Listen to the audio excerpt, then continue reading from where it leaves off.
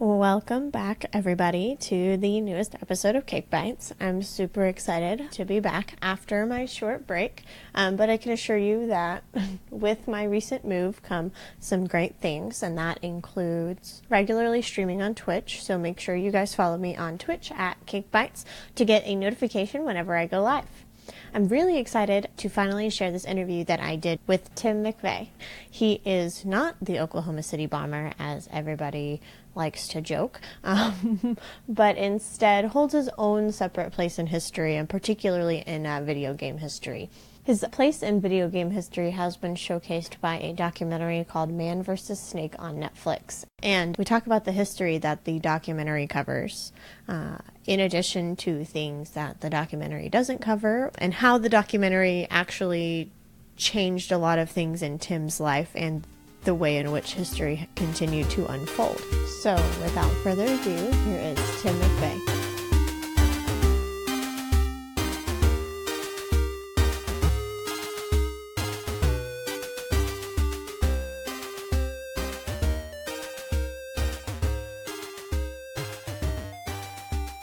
And I know that you've talked about your experiences, obviously, on Man vs. Snake, and I watched it last night. It was really good. I was very confused about the very last scene before the credits roll when Walter is levitating on the sand, though. And then, you get two shots of him wearing this giant scarf over his head. And I was so confused about it. Those are the last couple frames. I was like, what is going on?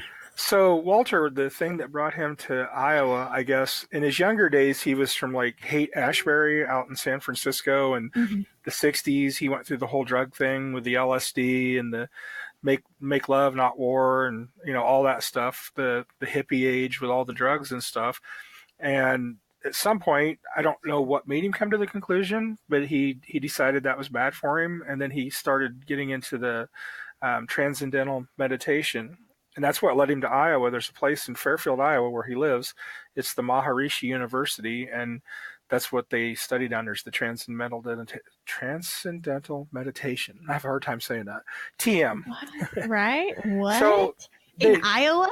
Yeah. I feel like of all of the places that you would have told me that there is this transcendental cross-Atlantic. I'm just kidding. Yeah. I know, it's crazy. Iowa, there's so many weird things in Iowa that if you don't live here, you don't know it's here necessarily. And it's really weird.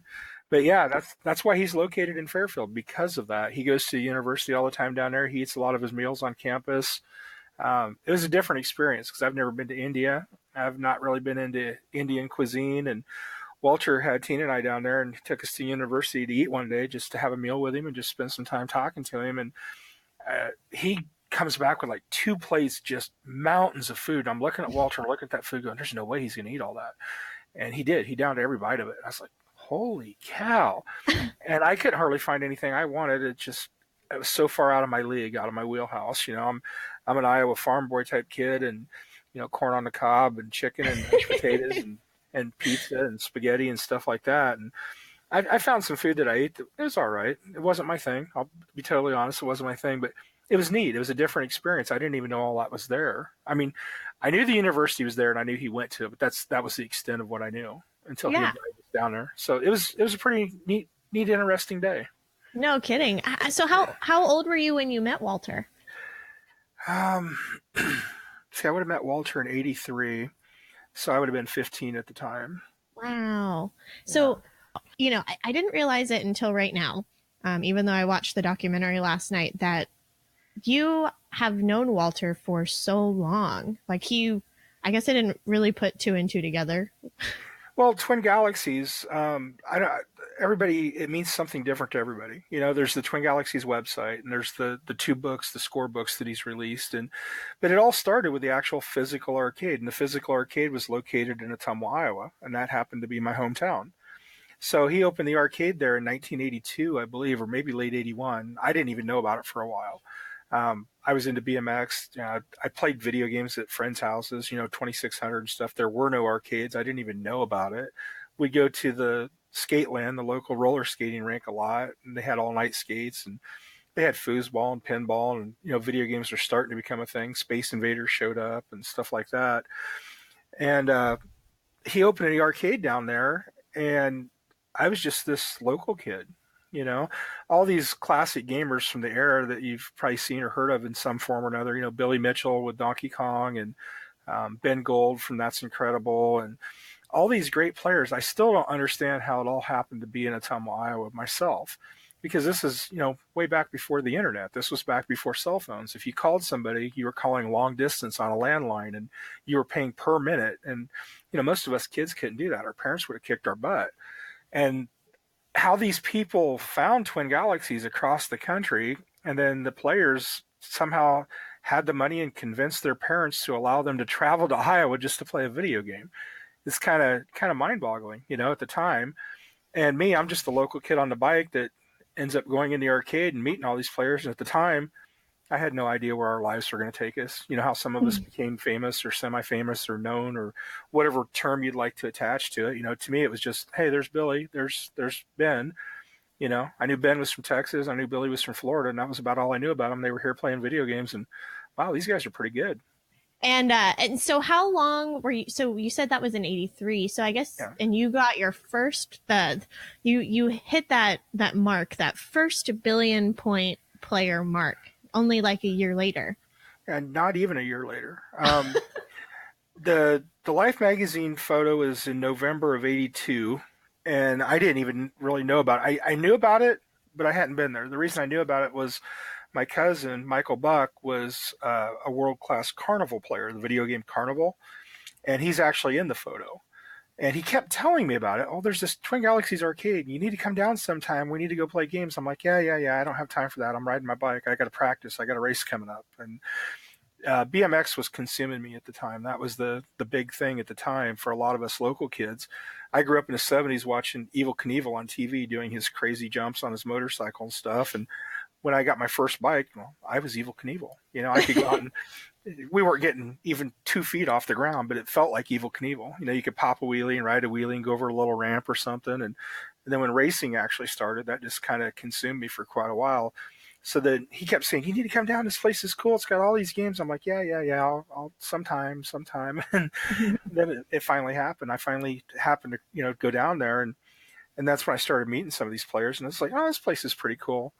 But the funny thing is people have these different notions of what Twin Galaxies was. And based on some of the articles or interviews I've heard or read, stuff like that, I think people romanticize about it, about being some just mega huge arcade, like a Walmart shopping center size or Target or whatever, this big, huge place. And it wasn't. It was just this really small building downtown Main Street, Ottumwa, really kind of inconspicuous, other than the logo, on the front of the building. Mm-hmm. It didn't really see a whole lot till you went inside, and there was, I believe, 24 games. So I mean, that's not real small, but it's not anywhere near as big as what I think some people envisioned it as being. If you had somebody in there on the majority of the games, like, say 14, 16 of the games were being played at any given time, it was kind of crowded. People were putting their quarters up and waiting their turn, stuff like that. But it was a cool place at a cool time. It wasn't too far from the high school. So a lot of times the bus downtown kids, a lot of the town kids had to ride the bus to the south side or wherever. The bus didn't leave right away, so everybody just really haul ass down to the arcade as quick as they could and ride in and play a few games and stuff like that before their bus left. And lunchtime, you'd have a few kids that would sneak off, run down to the arcade, play a couple quick games, run back up to the school, stuff like that. Sorry for the swearing. I don't know if your shows are rated or not. I'll try to keep it clean. No, it's okay. Some people do, some people don't. I usually just go, I personally swear quite a bit. But if the people I'm interviewing don't swear, I usually just don't. So it doesn't offend me, but I try to, kind of tone it to who I'm talking to and for the show that we're on type of thing. But the people I work with are great, but there's a few of us that, we've known each other for a while and we get a little looser with the language. Maybe we should, in a work environment and not being home that long, some of that might come out. So, no, for sure. And so what do you do day to day? I know this is really off topic from what we were just talking about, but. Okay, if you remember the movie toward the end of it, it showed me at a machine and there was this little arm that was moving, had a little probe on it that was touching parts. Mm-hmm. It's called a CMM. It's a coordinate measuring machine. And my job's the quality coordinator. And what that machine does is I write the programs for it tell it where to move and where to touch the different parts. And then based on what I've programmed it to touch, I can have it give me different dimensions. Hmm. It can tell me like the area from a surface to another surface or the size of a diameter, different things like that. So that's a lot of my job is writing and maintaining the CMM programs and doing daily part inspections. I work for a company called AY McDonald. It's over 160-year-old family-owned company, fifth generation family, and I'm the quality coordinator at their Albia facility. And we make gas products. If you look on the outside of your house or business and there's a gas meter, the bar that supports it and the valve that turns the service on and off, if it says MCD, that actually came from the building that I work in. And there's really three big companies in the entire country that make those kind of products. So we've got a pretty good coverage across the United States. So Wow. the odds are you might have some of our products on the outside of your house. It's kind Wow. of neat. I didn't know before I took the job. I didn't even know what the company was. I was working at another place, and one of the guys I was. I was gonna say, yeah, the job switch seemed like it was between world record attempts, right? It was during the whole thing. Yeah. Let's see. We started doing the documentary in 2007, and we finished it. It's like 2014, I think, is when we wrapped up the Oh, filming. wow. And I changed jobs in 2010. It was about 8 years, begin from the first time the cameras rolled until we had the screening in Austin, Texas. It was about an 8-year time span. Wow. It doesn't seem like it in the film, but if you think back to the film, a lot of the film I had really long hair, and at the end I didn't. Yeah. Any of the footage with the shorter hair was after the job change. I cut 14 inches of my hair off when I interviewed for the new job because it was an office position. Oh, wow. And so you and Dwayne Richard both had a haircut by the end of the show.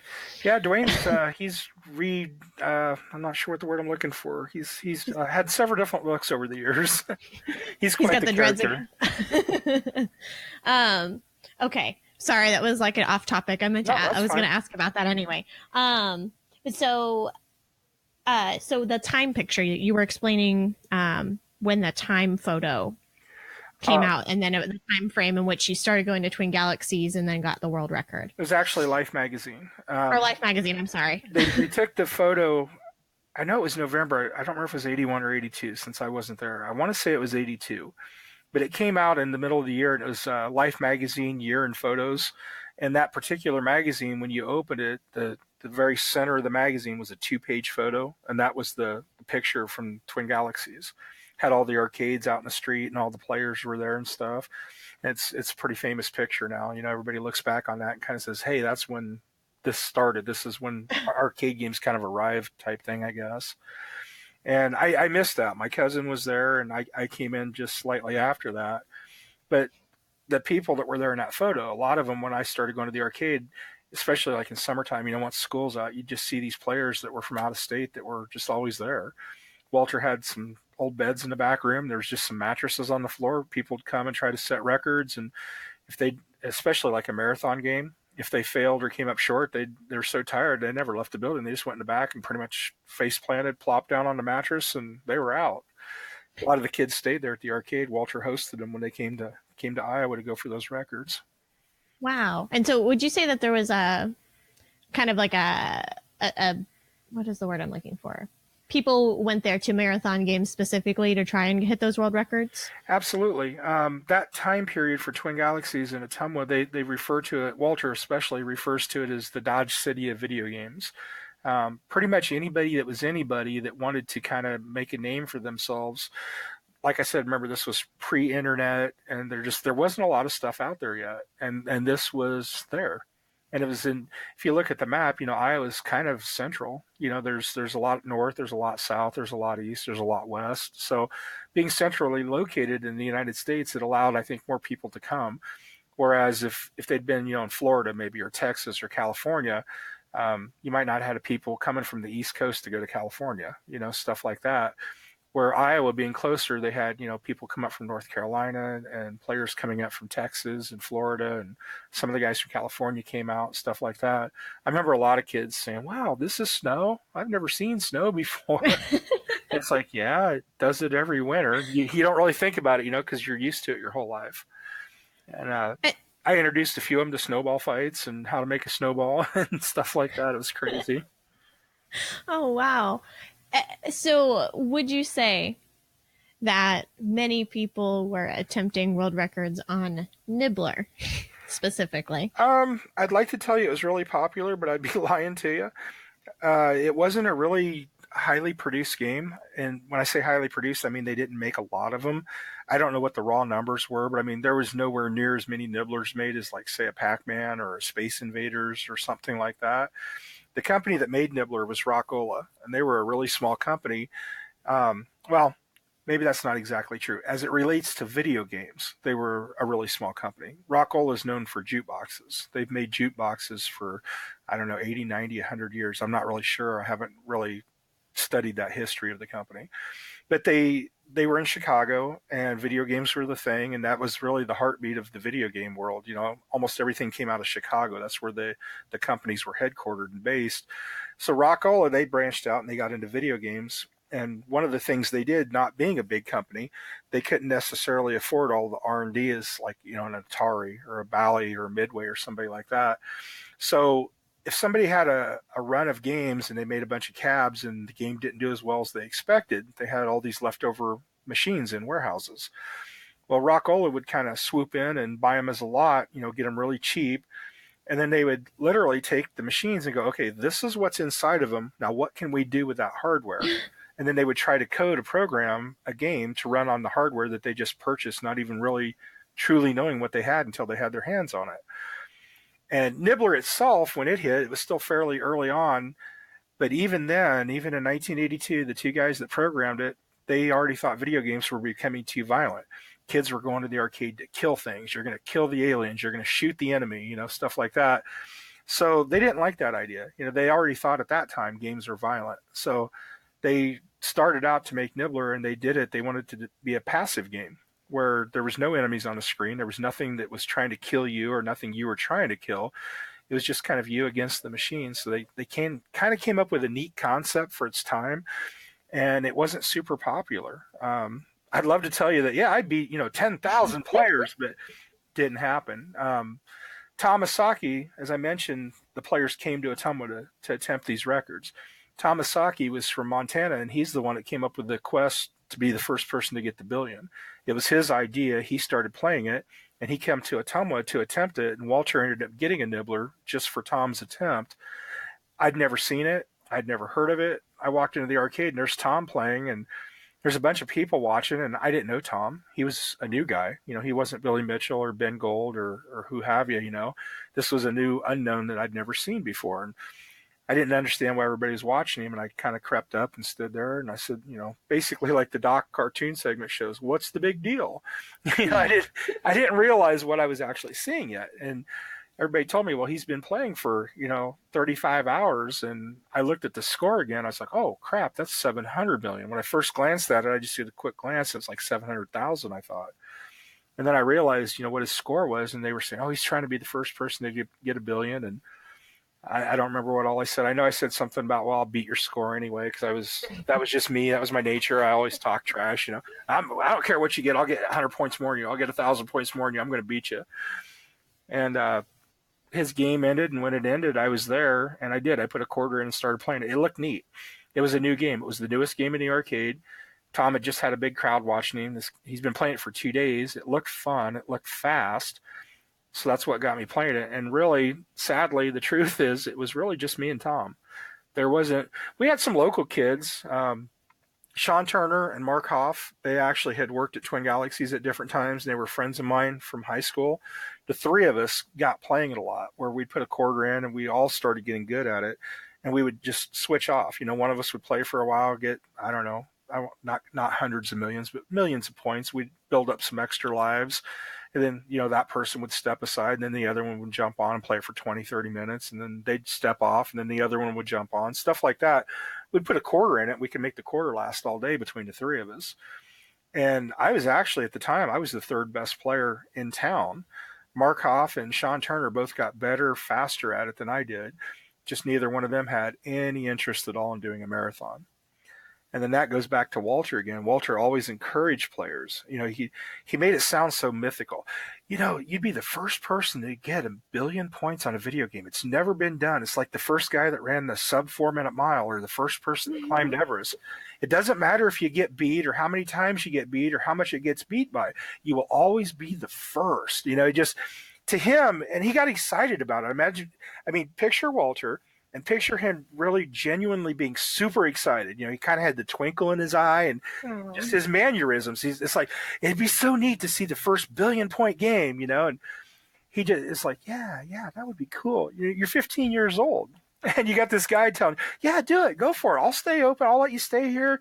You'll be the first. It'll be, it's like, all right, cool. I'll try. Right. Well, and it's also that he's saying, I think you can. I think, the fact he was telling you that he thinks you can is so empowering, especially as a kid. Oh, yeah.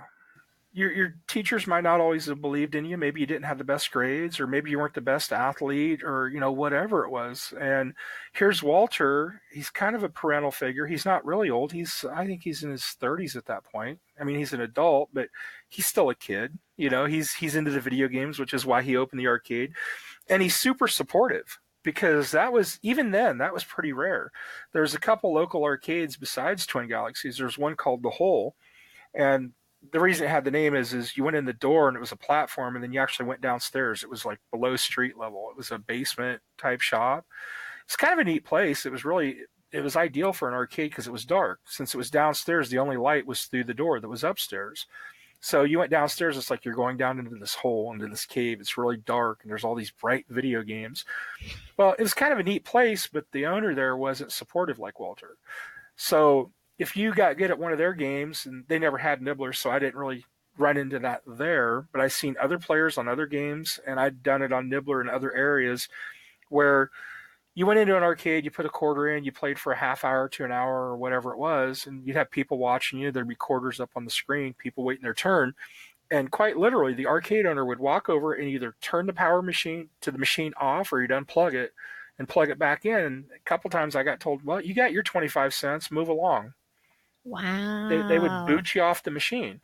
Well, there's no sign that says, 25 cents get you 15 minutes or half. There's nothing like that.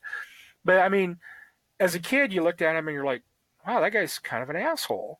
But you look back on it now as an adult. It's generous. And yeah, you understand that, this was a business. The guy made money by people putting money in these machines. And if I could put a quarter in it and I tied it up for hours on end, he didn't make very much money that day.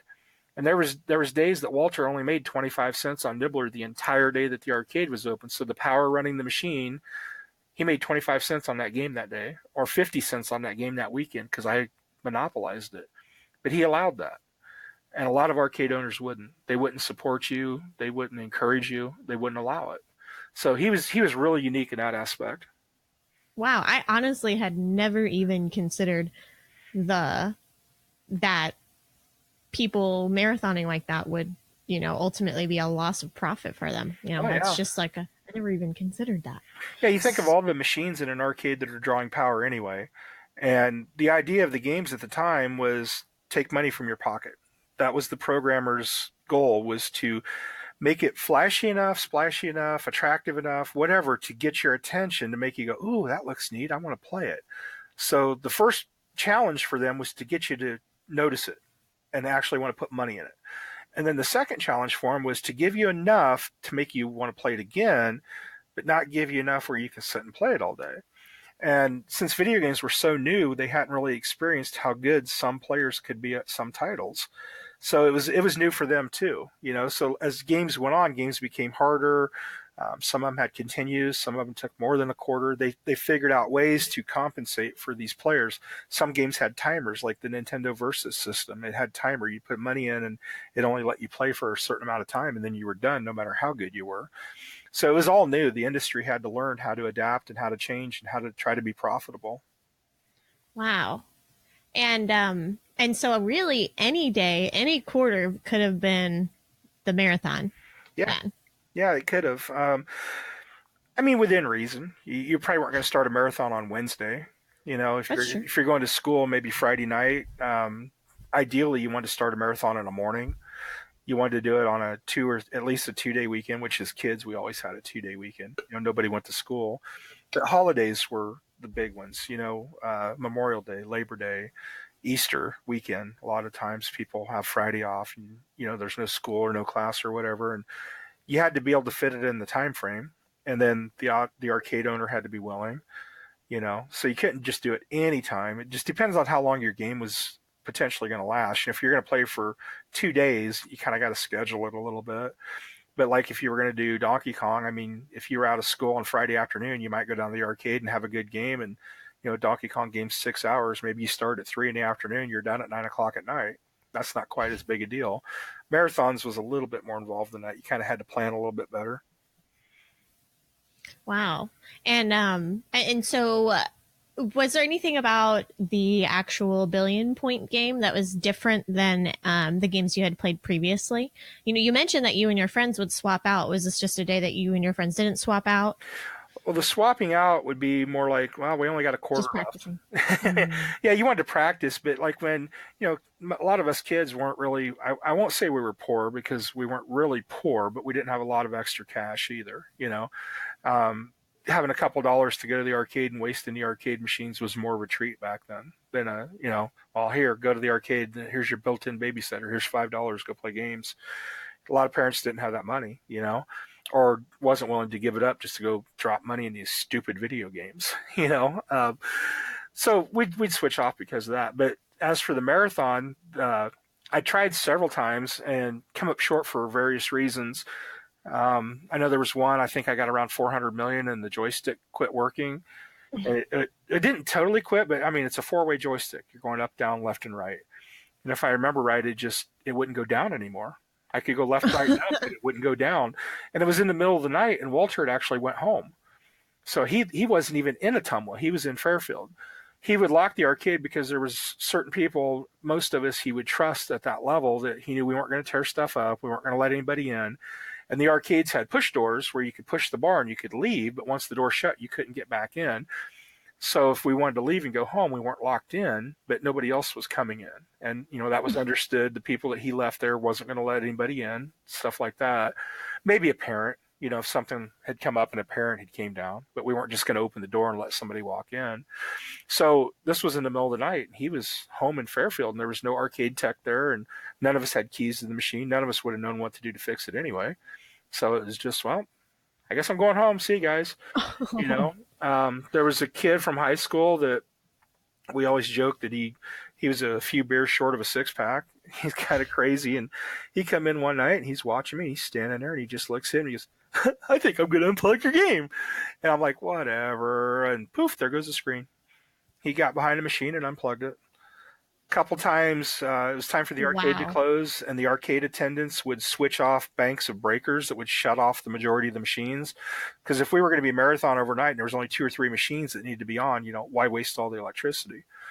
Couple times the wrong breaker got hit, so poof, there goes my game. Well, time to go home. One game I actually got, I think 716 million, and it's 31 hours. That was the longest I'd ever played to that point. I ran out of lives. I got too tired and just couldn't keep the game going. So there was a number of attempts that came up short for whatever reason.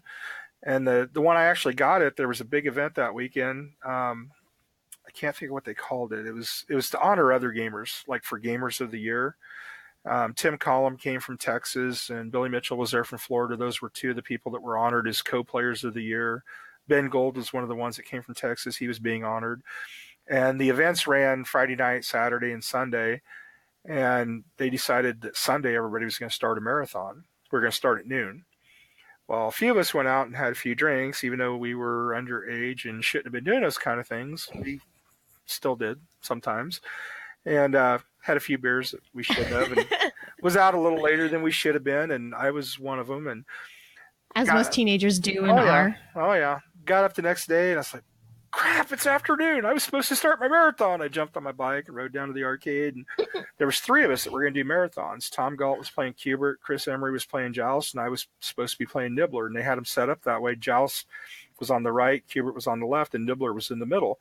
So I walk into the arcade and they're already, 2 hours in because it was almost 2 o'clock in the afternoon. I didn't see Walter, so I just kind of quietly just walked through and went back and put the quarter in and started thinking nobody noticed it. I'm 15. Nobody noticed, right? And, yeah, they noticed. but that was. But you'd already put the quarter in, yeah. So He would have let me play anyway. But we were supposed to all start at the same time, and that was it. I mean, because I had a player on each side of me, I think helped a lot. It carried me through the early part of the game. I wasn't as tired. Not only was I playing and, trying to do my own thing, but I had two people that were doing the same thing on different games. So we had people to talk to, and I could, kind of glance over and watch them a little bit when I was taking a break or something. It made it less boring, and it just made time go faster. It just seemed easier. yeah. Until it got down to the end and I was the only one left, and then that kind of sucked. Did the other two achieve anything from their marathons? They didn't. Chris Emery on Joust, I think he just really wanted to quit, but he didn't want to be the guy that says, "Oh, screw it, I quit." You don't want to let Walter down. Walter's invited you to the arcade. He came all the way down from Canada. It cost money to get there, and he didn't want to just tell his parents, "Well, I just went down there and I played and I had enough and I quit." You don't want to do that. So his excuse was, on Joust, it's a Williams game. You can't see how many lives you have. I think it shows 6 or 8 on screen. I'm not really sure. I haven't played Joust for a while. But that's all you see, and you can get up to 255. So he's 20-some hours in, and he just decides he's going to start killing his lives off. I'm like, "What are you doing?" And he says, "Well, I want to know how many I have." I'm like, "But you're wasting him." He goes, "I'm okay." He says, "I'll get down there, and then I'll know how many I have, and then I'll start counting them, and I'll keep track."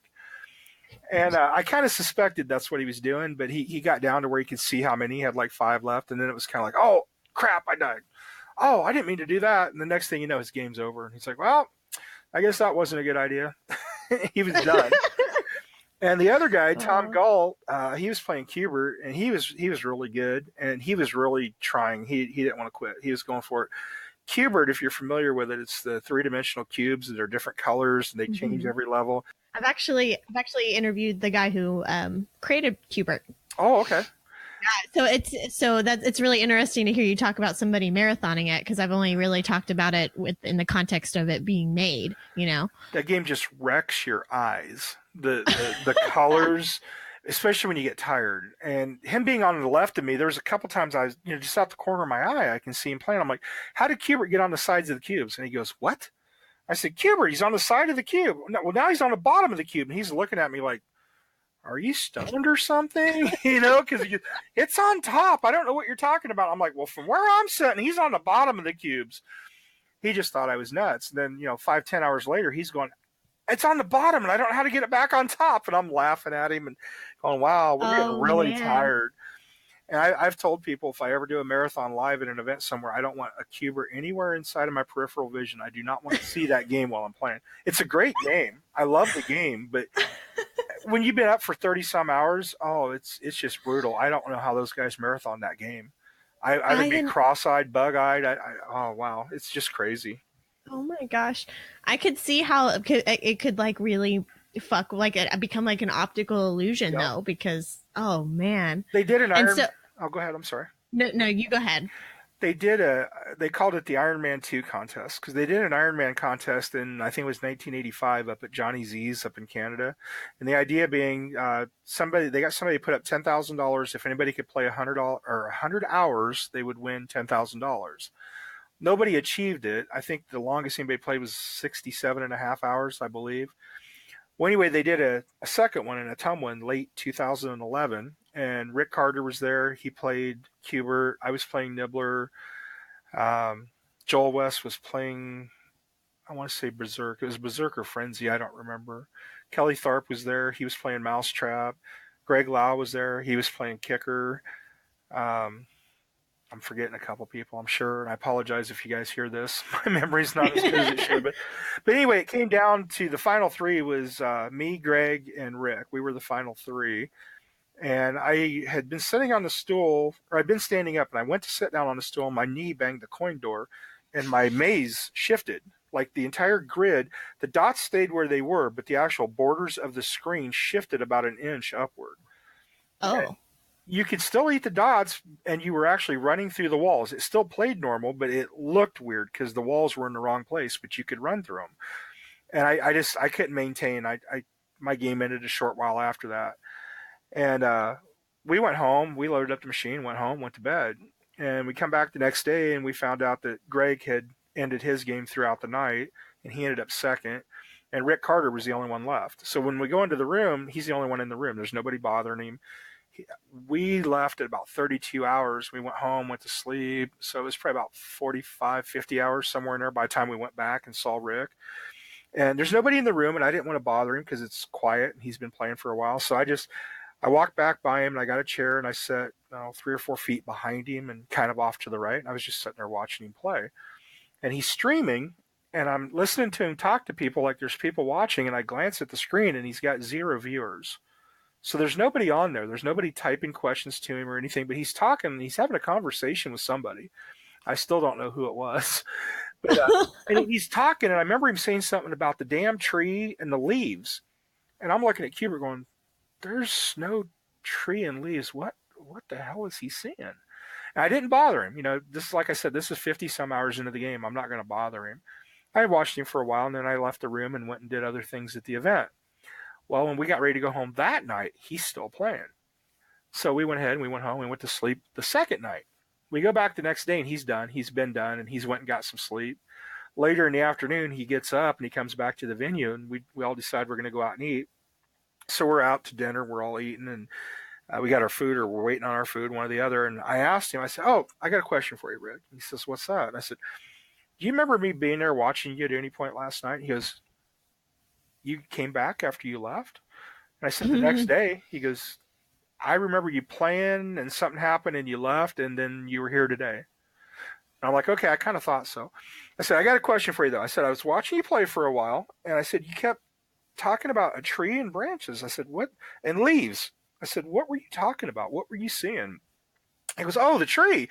He says, well, I'm playing. And he says, the bottom 2 rows of the cubes are there. And then it goes into the tree trunk and the tree trunk goes up. And then there's all these branches and the leaves and the rest of the cubes are up in the trees. They're on the limbs. And I couldn't figure out how to get from the cubes and get up that damn tree trunk to get to the branches to get to the rest of the cubes. And he's telling me this like this is what was really there. It's like this was there. This is what I saw. And I'm going, you realize there's no tree. He goes, yeah, I know that now. And he starts laughing. He goes, but that's where my head was. He goes, I couldn't figure out how to get up that damn tree. And I can relate. I remember I've told a few people that when I got that first billion and it was getting close, Walter called the TV stations and the news crew showed up and they had bright lights in there. It had been dark all night and they're setting up these backlights and their cameras and everything. And it was a glare on the screen. It was brutal. It was just killing me.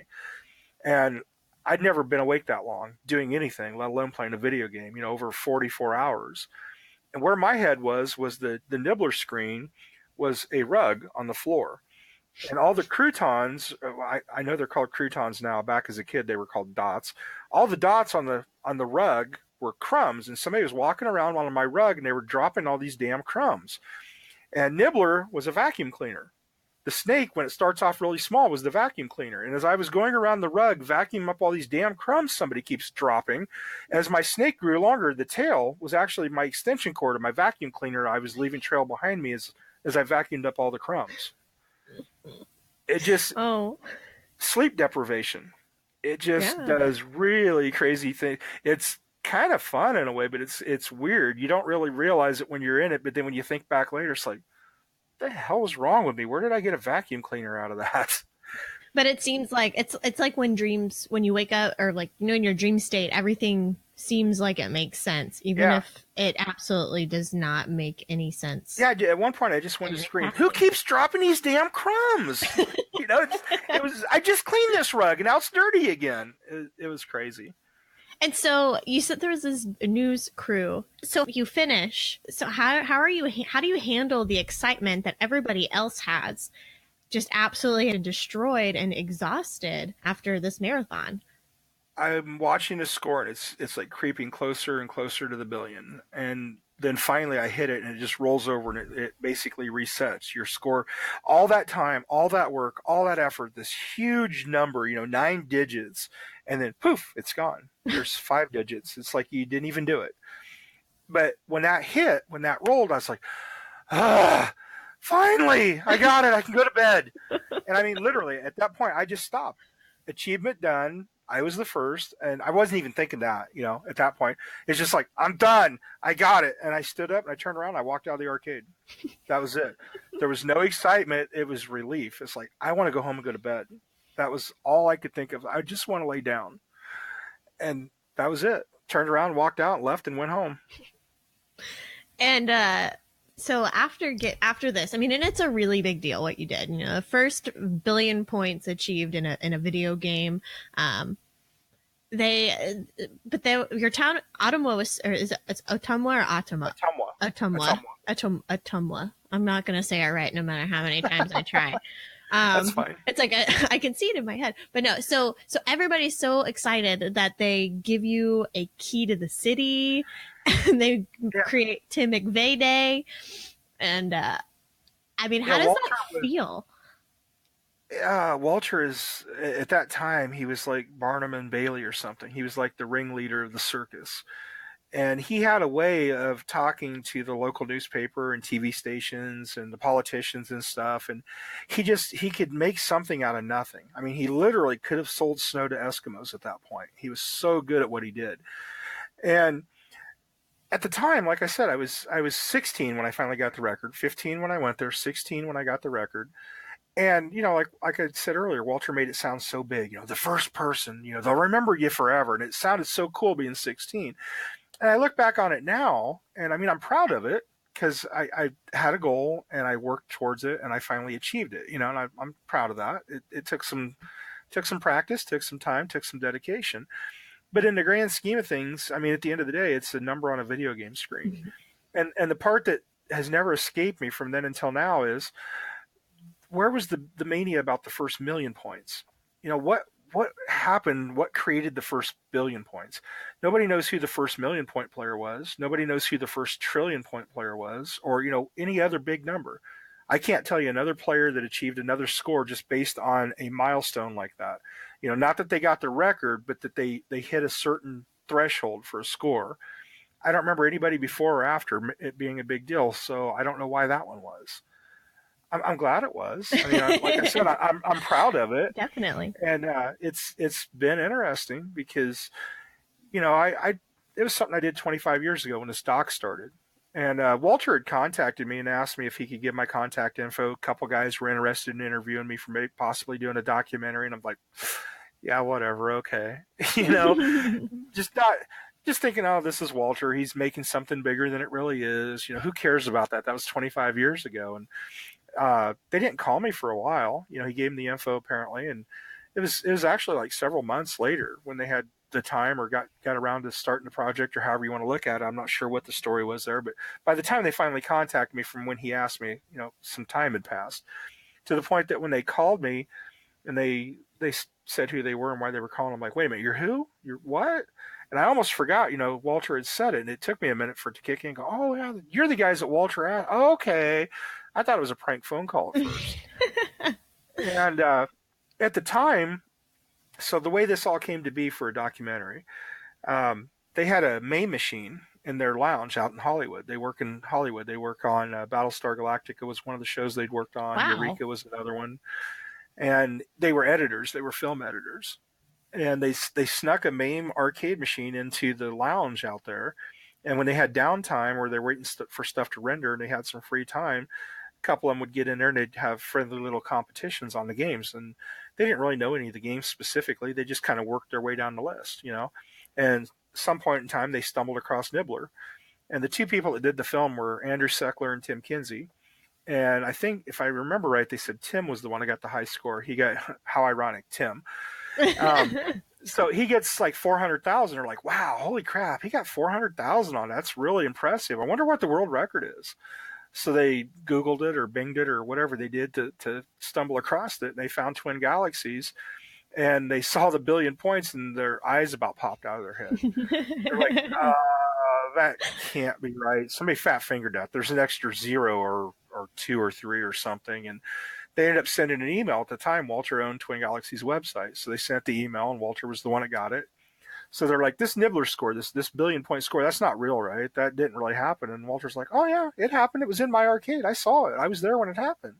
And they were just, just nonchalantly, because he, imagine all the records Walter's actually witnessed over the years. Yeah. And they're just like, oh my God, that's real.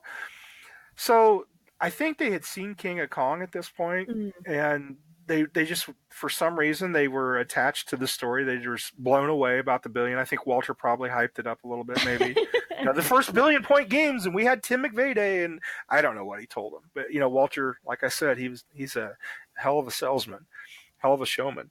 And so it got him excited, and they decided they wanted to do, at the time, it was supposed to be just a short-form documentary.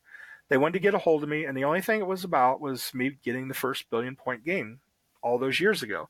The original intention was a 10, 15-minute short-form documentary straight to YouTube, and that was it. Well, they came out, they interviewed, they took pictures of some of the stuff we had from back in the day, some of the newspaper articles and old childhood pictures and whatnot, and then they left. And they got to working on it to begin with, and they weren't sure how to end it. And Walter was going to an event out in Chicago in 2008 called VGS, the Video Game Summit. And I don't know whose idea it was, but Walter was in contact with him. Somebody decided that I never actually had a Twin Galaxies certificate for getting the world record. So somehow they came to a decision. They decided that Walter was going to invite me and Tina to this event, and Walter was going to present me with a certificate for the score. And Tim Kinsey was able to fly in to Chicago. And he showed up before they presented it. He came in, had a camera, filmed it and everything. And when he left, that was supposed to be how the documentary ended. That was supposed to be the end of it. And Tina and I had rode with Walter. Walter drove from Fairfield. We drove down to Walter's house, and he drove to Chicago. Oh, wow. And all the way back, it's like a 5-hour drive. And Walter, well, what about this? And what about that? Do you think you could still play it? Would you play it again? Do you think you could beat your score again? Just this conversation just back and forth.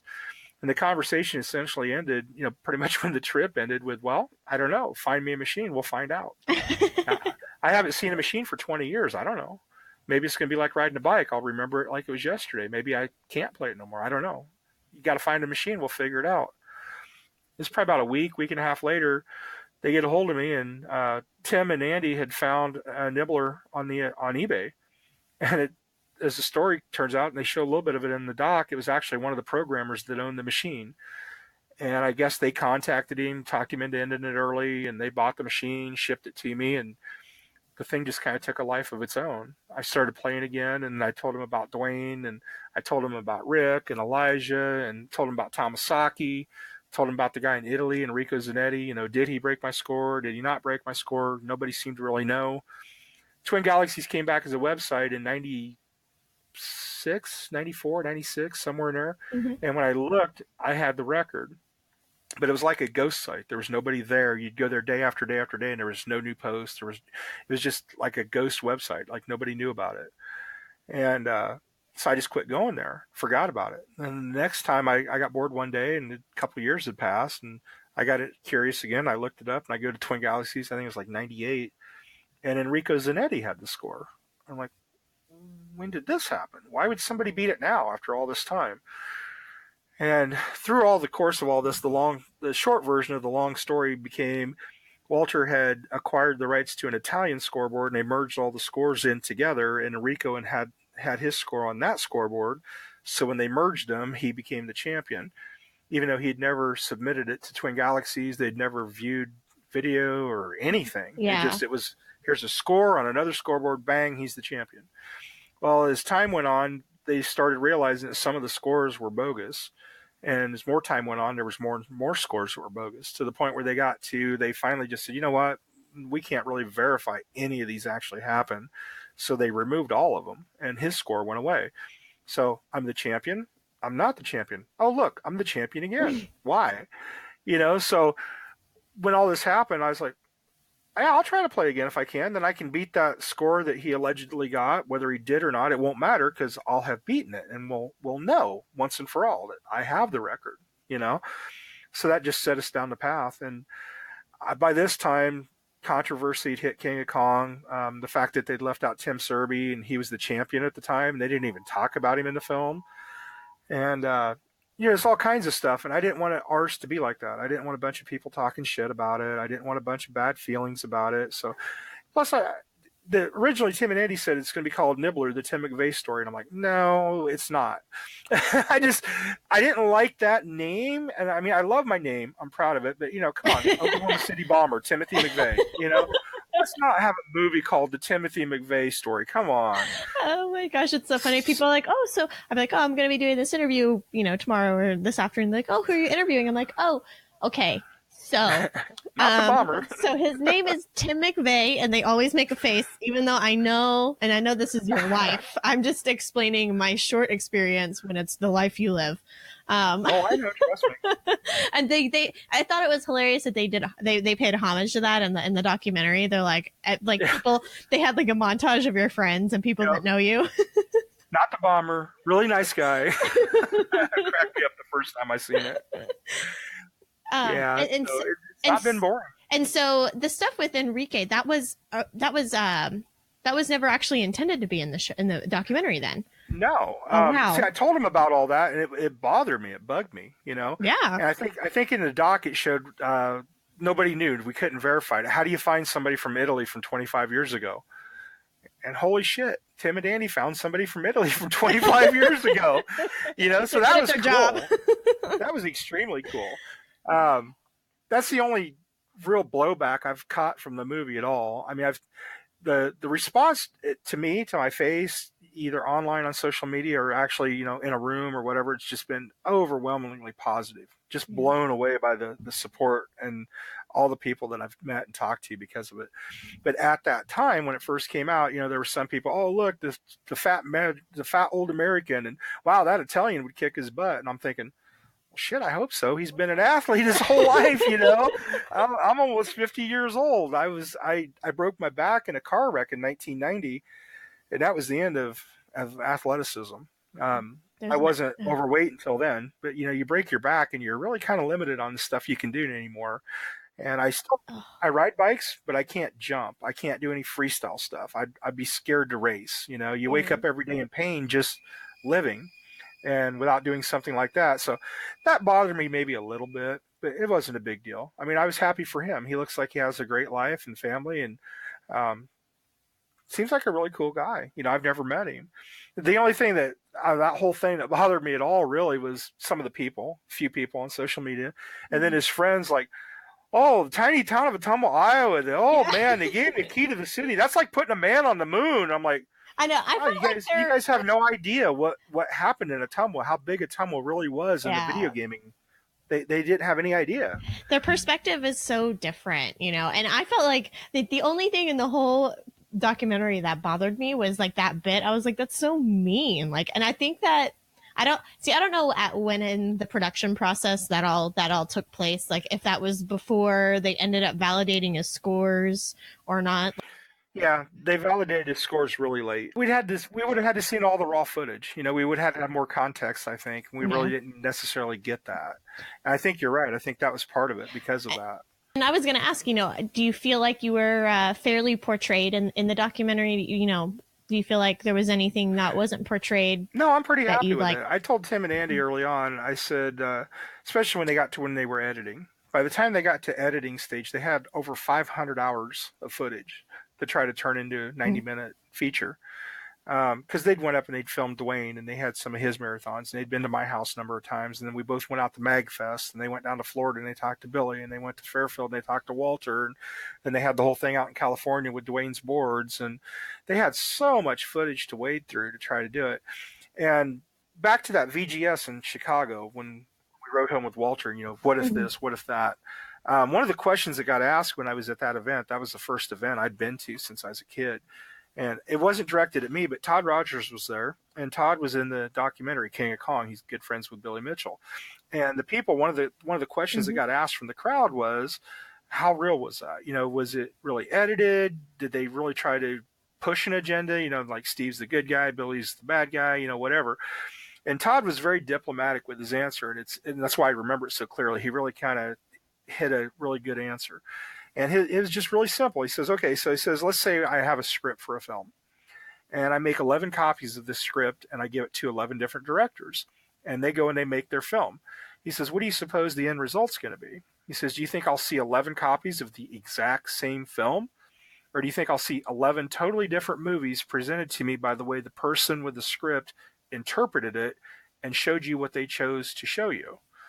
Well, I think the logical answer is they're all going to be different. Unless they're working together, they're not going to know what the other guy's doing. Everybody interprets things differently. So Tim and Andy on this project, I said, I realize you have a shitload of video, and there were some not so good moments, and there were some good moments, that happened along the way. And I said, I don't really care how you edit it. I said, but I hope you're honest with it. Because I heard a lot of people that were in King of Kong say they really kind of had an agenda, it seemed, like they were really trying to push Steve and, present some situations that didn't really happen and kind of take them out of context and make them look a certain way. I told Tim and Andy, I said, you've got enough footage, you can make me look like a really nice guy if you choose to. You've got enough footage, you can make me look like a real asshole if you choose to. I said, I don't care which way you go. I said, show me as being me, because what you recorded was real. It really happened. I said, but please don't get creative and try to create something that didn't happen. I said, try not to make it into something that's not real. And that was my one big thing. I was hoping that they would present the truth, what really happened. And I think they did a very good job of it. I mean, the first time I watched it, I hadn't seen it. We seen it at the premiere in Austin, and Tim Kinsey was sitting next to me, and he was more nervous than I was because, here's 8 years of work, and it's the first time anybody's seeing it in its entirety, and he's sitting next to me, and I've never seen it. Because I kept begging and badgering, trying to get a copy of the damn thing, because I wanted to see it, And yeah, he was more definitely. nervous than I was. And, a couple times he asked me, well, how'd that work? What'd you think of that? And there was a couple little things here and there I could have choked him for. Nothing major, but and luckily enough, nobody really picked up on it, so it was all good. But there was a poster they showed early on, and it had a list of all these different scores. And I remember the original poster, and the poster they showed in the movie had my score with Nibbler on it. I wasn't on that poster. Steve Sanders was, and he had a score on Donkey Kong at the time. It was 13 million, which was his fabricated score. But they edited it. I'm like, why did you guys do that? And Tim goes, oh, it seemed to fit better.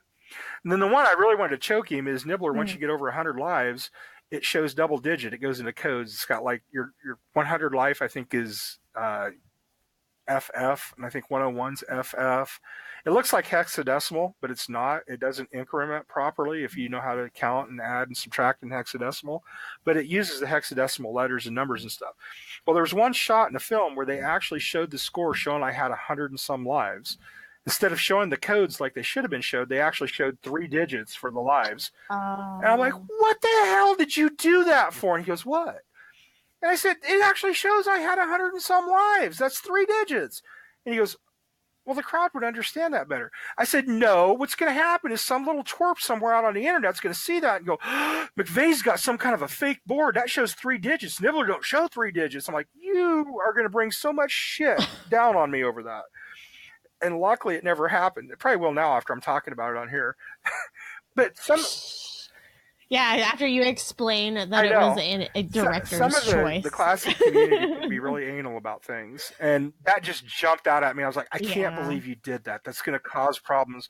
And happily, I was extremely wrong. Tim thought it was hilarious. He's, nobody's going to pick up on it. I'm like, oh, I'm going to choke you if they do. It's just stuff like that. There's a few things here and there, but I mean, I understood why they did it, and it was kind of neat watching it. But I just was like, oh, I don't want to deal with shit over that. Please don't make it, don't turn that into something stupid. And but I think they did a pretty good job with it. I mean, I don't really have anything to complain about.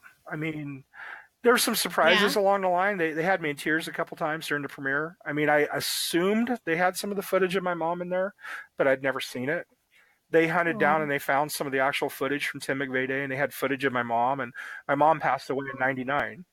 So I hadn't seen her, hadn't heard her voice in years, and didn't know. I was, like I said, I was pretty sure they had some of her in there, but I didn't know how much, I didn't know what, I didn't know where, I didn't know when. And you can know it's coming, but then when it's there, you just, the emotions happen.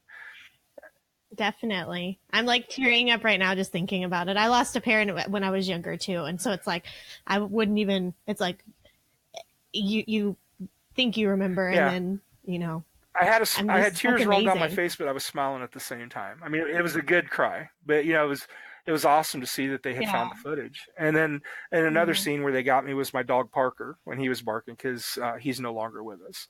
If you watched it through the credits, I asked them to put that in. Hmm. I asked them to do that. I specifically wanted that, and they said, "Well, Oh.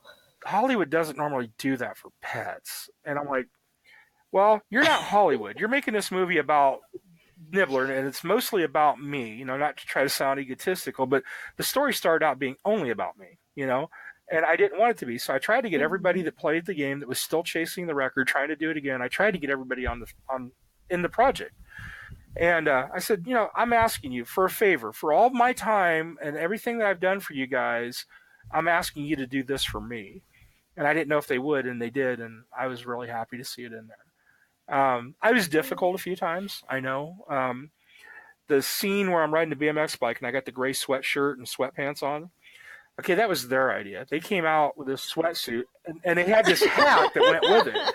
And it was supposed to be like Sylvester Stallone, the You're like, Rocky, the no. training, where he's running in the meat locker and he's punching the raw meat. He's in the sweatsuit and the hat.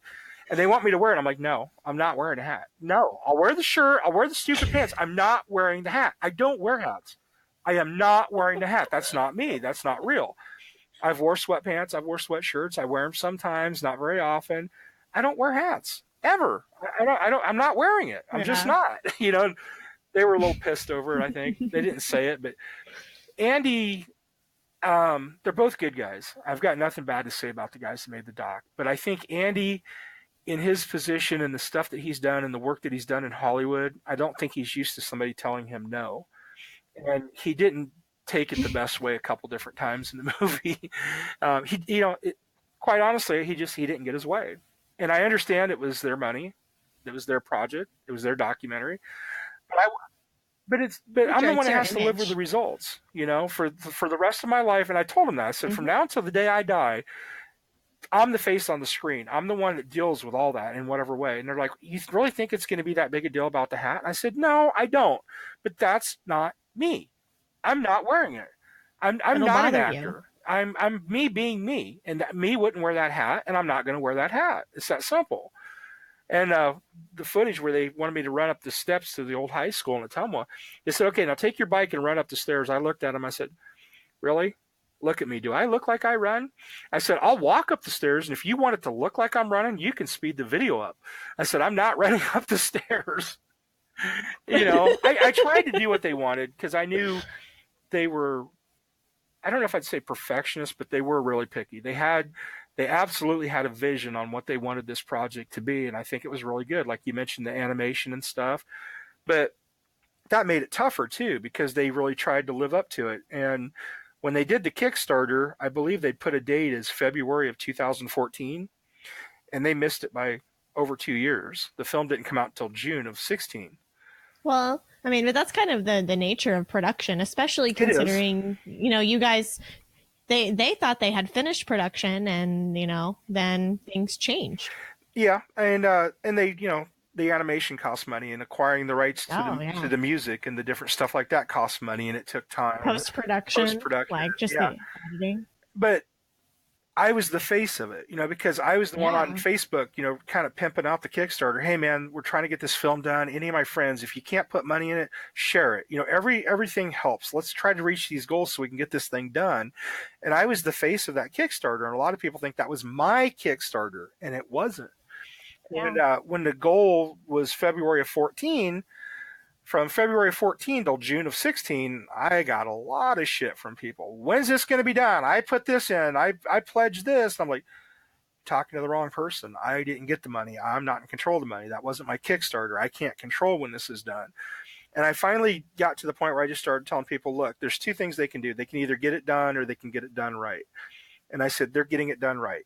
Whenever that is, that's when it's going to be. That's all I can tell you because I honestly don't know any more about when it's going to be done than you do. And a lot of people I think just kind of didn't want to take that at face value. Oh, I put money in my Kickstarter, and where's my toy? And Mm-hmm. Kickstarter's been a problem like that over years. I mean, I think the way it works well. But I think people are thinking they're buying a product and they're not. Most They're cases, making an investment. yeah, they're buying the idea of a product, you And know? investments are often long term. Yeah, I backed another video game related doc, which I'm not going to mention because I'd have to look, but I'm pretty sure it's past its date. Mm. I've sent them exactly 0 emails or anything. I'm not going to bother them. I trust the people doing it, or I wouldn't have put the money in it. I have faith in the project. It's going to be done when it gets done. I've been down this road once. So I got an idea a little bit about what it's like, and I'm not going to bother them because any time spent answering questions about why isn't it done is time taken away from the project on why it's not done. So if you're not willing to spend the money, you probably shouldn't be on Kickstarter, you know? And it's sad, but it's true. Everybody wants it and they want it now. I was glad they waited. It sucked dealing with some of the backlash over it, but in the end it was worth it because I think they really did get it right. Yeah. I was just That backlash is temporary, you know? Yeah. It sucked at the time, but it's done. It's over. It's ancient history, and the end result's going to be the end result. I never expected it to be on Netflix. One of the things I thought they wasted time and money on was subtitles. When they were doing the post-production stuff, they were doing it in all these different languages, putting subtitles on it. And I'm thinking, well, that's stupid. Nobody's going to watch it. Holy crap, was I wrong? So many people, if it wasn't for Facebook, I couldn't even talk to them. And I say that not as in I'm that inaccessible, but I wouldn't be able to understand. If they sent me an email, I wouldn't know what they're saying. I'd have to run it through something because different languages. Mm-hmm. On Facebook, I've used the crap out of the translate feature. And I've talked to people all over the world. And I've met people that I was like, wow, so that's why they did the subtitles. I didn't think big picture. I just didn't see it getting where it's been. I had a guy from Colombia, the country Colombia, and he said, this is the first film I've been able to show at university for my students that's related to video games. I'm like, really? What about Chasing Ghosts and King of Kong and, and all the ones I named off? He goes, I couldn't show them. They don't have Spanish subtitles. I think it was. Oh, wow. Maybe I'm wrong. I hope I'm not wrong because I feel like an idiot if I am. But Colombia? It was subtitled in the language that the students could read and understand. And because of that, he actually showed it at university. And I'm like, I never thought of that. It's just, to me, I'm thinking subtitles are an annoyance and it's a waste of money. I just figured video gaming about an American player playing an American video game was going to have an American audience. Mm-hmm. And wow, was I wrong. The fact that Enrico's in it. I've had a lot of people from Italy. They had an event over there not too long after it, and the guy sent me the money in PayPal. I paid Tim and Andy, and I had 20 DVDs sent to my house. And then Tina and I signed all of them, and then we paid to have them shipped to Italy for an event. And I don't know if they were selling them or giving them away at the event, but Enrico was at the event in Italy. And they wanted us to come, and I said, unless you guys can afford to have us there, we can't afford, international airfare and everything that entails. That's a pretty big, endeavor for some kid from Iowa in particular, So I said, sadly, we can't come, but we did do a Skype live during the event. And they had the discs there and they were signed, and we sent a bunch of the player cards Walter made and stuff, and they just were ecstatic. It was pretty cool. And like I said, all the way back to the Facebook Translate. If it wasn't for that, I probably couldn't have talked to most of these people. So it's been amazing. It's been so much fun. I've met people that I never would have met. There's people in different places of the world that know who I am and know I'm not the bomber, and just there's the one that really caught me off guard the most is documentary lovers that aren't necessarily video game people. That they've watched another doc on Netflix or something, and then ours has been suggested as another suggestion for whatever reason. And the people that have watched it that just really couldn't care less about video games, but they were so happy to watch the story, the fact that I didn't give up, that, the perseverance and the lesson that you taught, you never give up, chase your dreams, whatever their take was on it. So many people have said it's just inspiration for them to do different things, even not video game related, but just to show that if you have a goal, you have to keep trying. If you fail your first time, then you're not probably going to achieve a whole lot of anything. So that's been amazing. I didn't see that coming at all. I was actually, as it grew closer to release, I was dreading it, to be honest, because I kept thinking, oh, here we go. The fat kid living in his mom's basement, hasn't seen daylight for 6 months, the stereotype stuff off the internet you read. And I'm sure in some corners of the internet somewhere that I didn't stumble across, that conversation probably took place. I'm sure people talk shit about me, but it doesn't matter. Um, it's been fun, and it's been a life experience that I never thought I'd have. I'd never flown ever, and I've flown several times now because of the dog. I flew to Washington D.C. I've flown to Austin, Texas, and earlier this year we got flown out to Score Wars in Santa Fe, New Mexico. So none of that Wow. would have ever happened, you know. And the people that were at Meow Wolf, which is where the event was in New Mexico, I didn't even know what a Meow Wolf was. And I apologize. You know, I get an email and it's from, I'd have to look back to tell you who even sent it to me, but it was from an employee at Meow Wolf. And I'm reading that going, what the Is hell is this for Meow Wolf? real? Yeah, what's a Meow Wolf and why do they want us there? And then I Googled it and found the website and started looking and thought, well, that's pretty cool, the art and the stuff they do. But it just never clicked why video games. But the owner, I guess, was really into Galaga, and they had the Galaga World Championships, and then they had some other players that came out to Marathon, and somebody decided they wanted us there, and they were willing to get us out there. And it's like, okay, sure, I'll go see what a Meow Wolf was. It was awesome. The place was so cool. I've never been in a business where the entire staff was just more friendly and happy to see you and talk to you. And I think every person on the entire staff probably got pictures with me and Tina at some point during the weekend. And it was so cool. It's like, we seen your movie. We love your movie. We were so happy you came here. And it's like, oh, okay, Aw. cool. I never expected that, you know, stuff like that. It's been so fun. Um, People that you're closer to on a day-to-day basis, like some of the people you work with, one of the common questions, usually it's the first one, well, how much did you get paid? Not a dime. And I tell them that, and they're like, no way, you didn't do all that, all this time and not get paid for it. And I said, well, we got paid, but we didn't get cash. And they're like, what do you mean? And I said, well, I have a Nibbler machine in my living room now.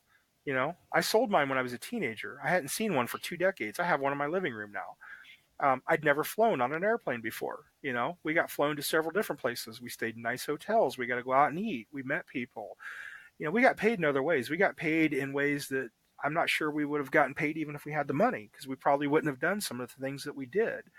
So in that respect, it was probably better than money. You know, the experiences make us far richer than the money would have.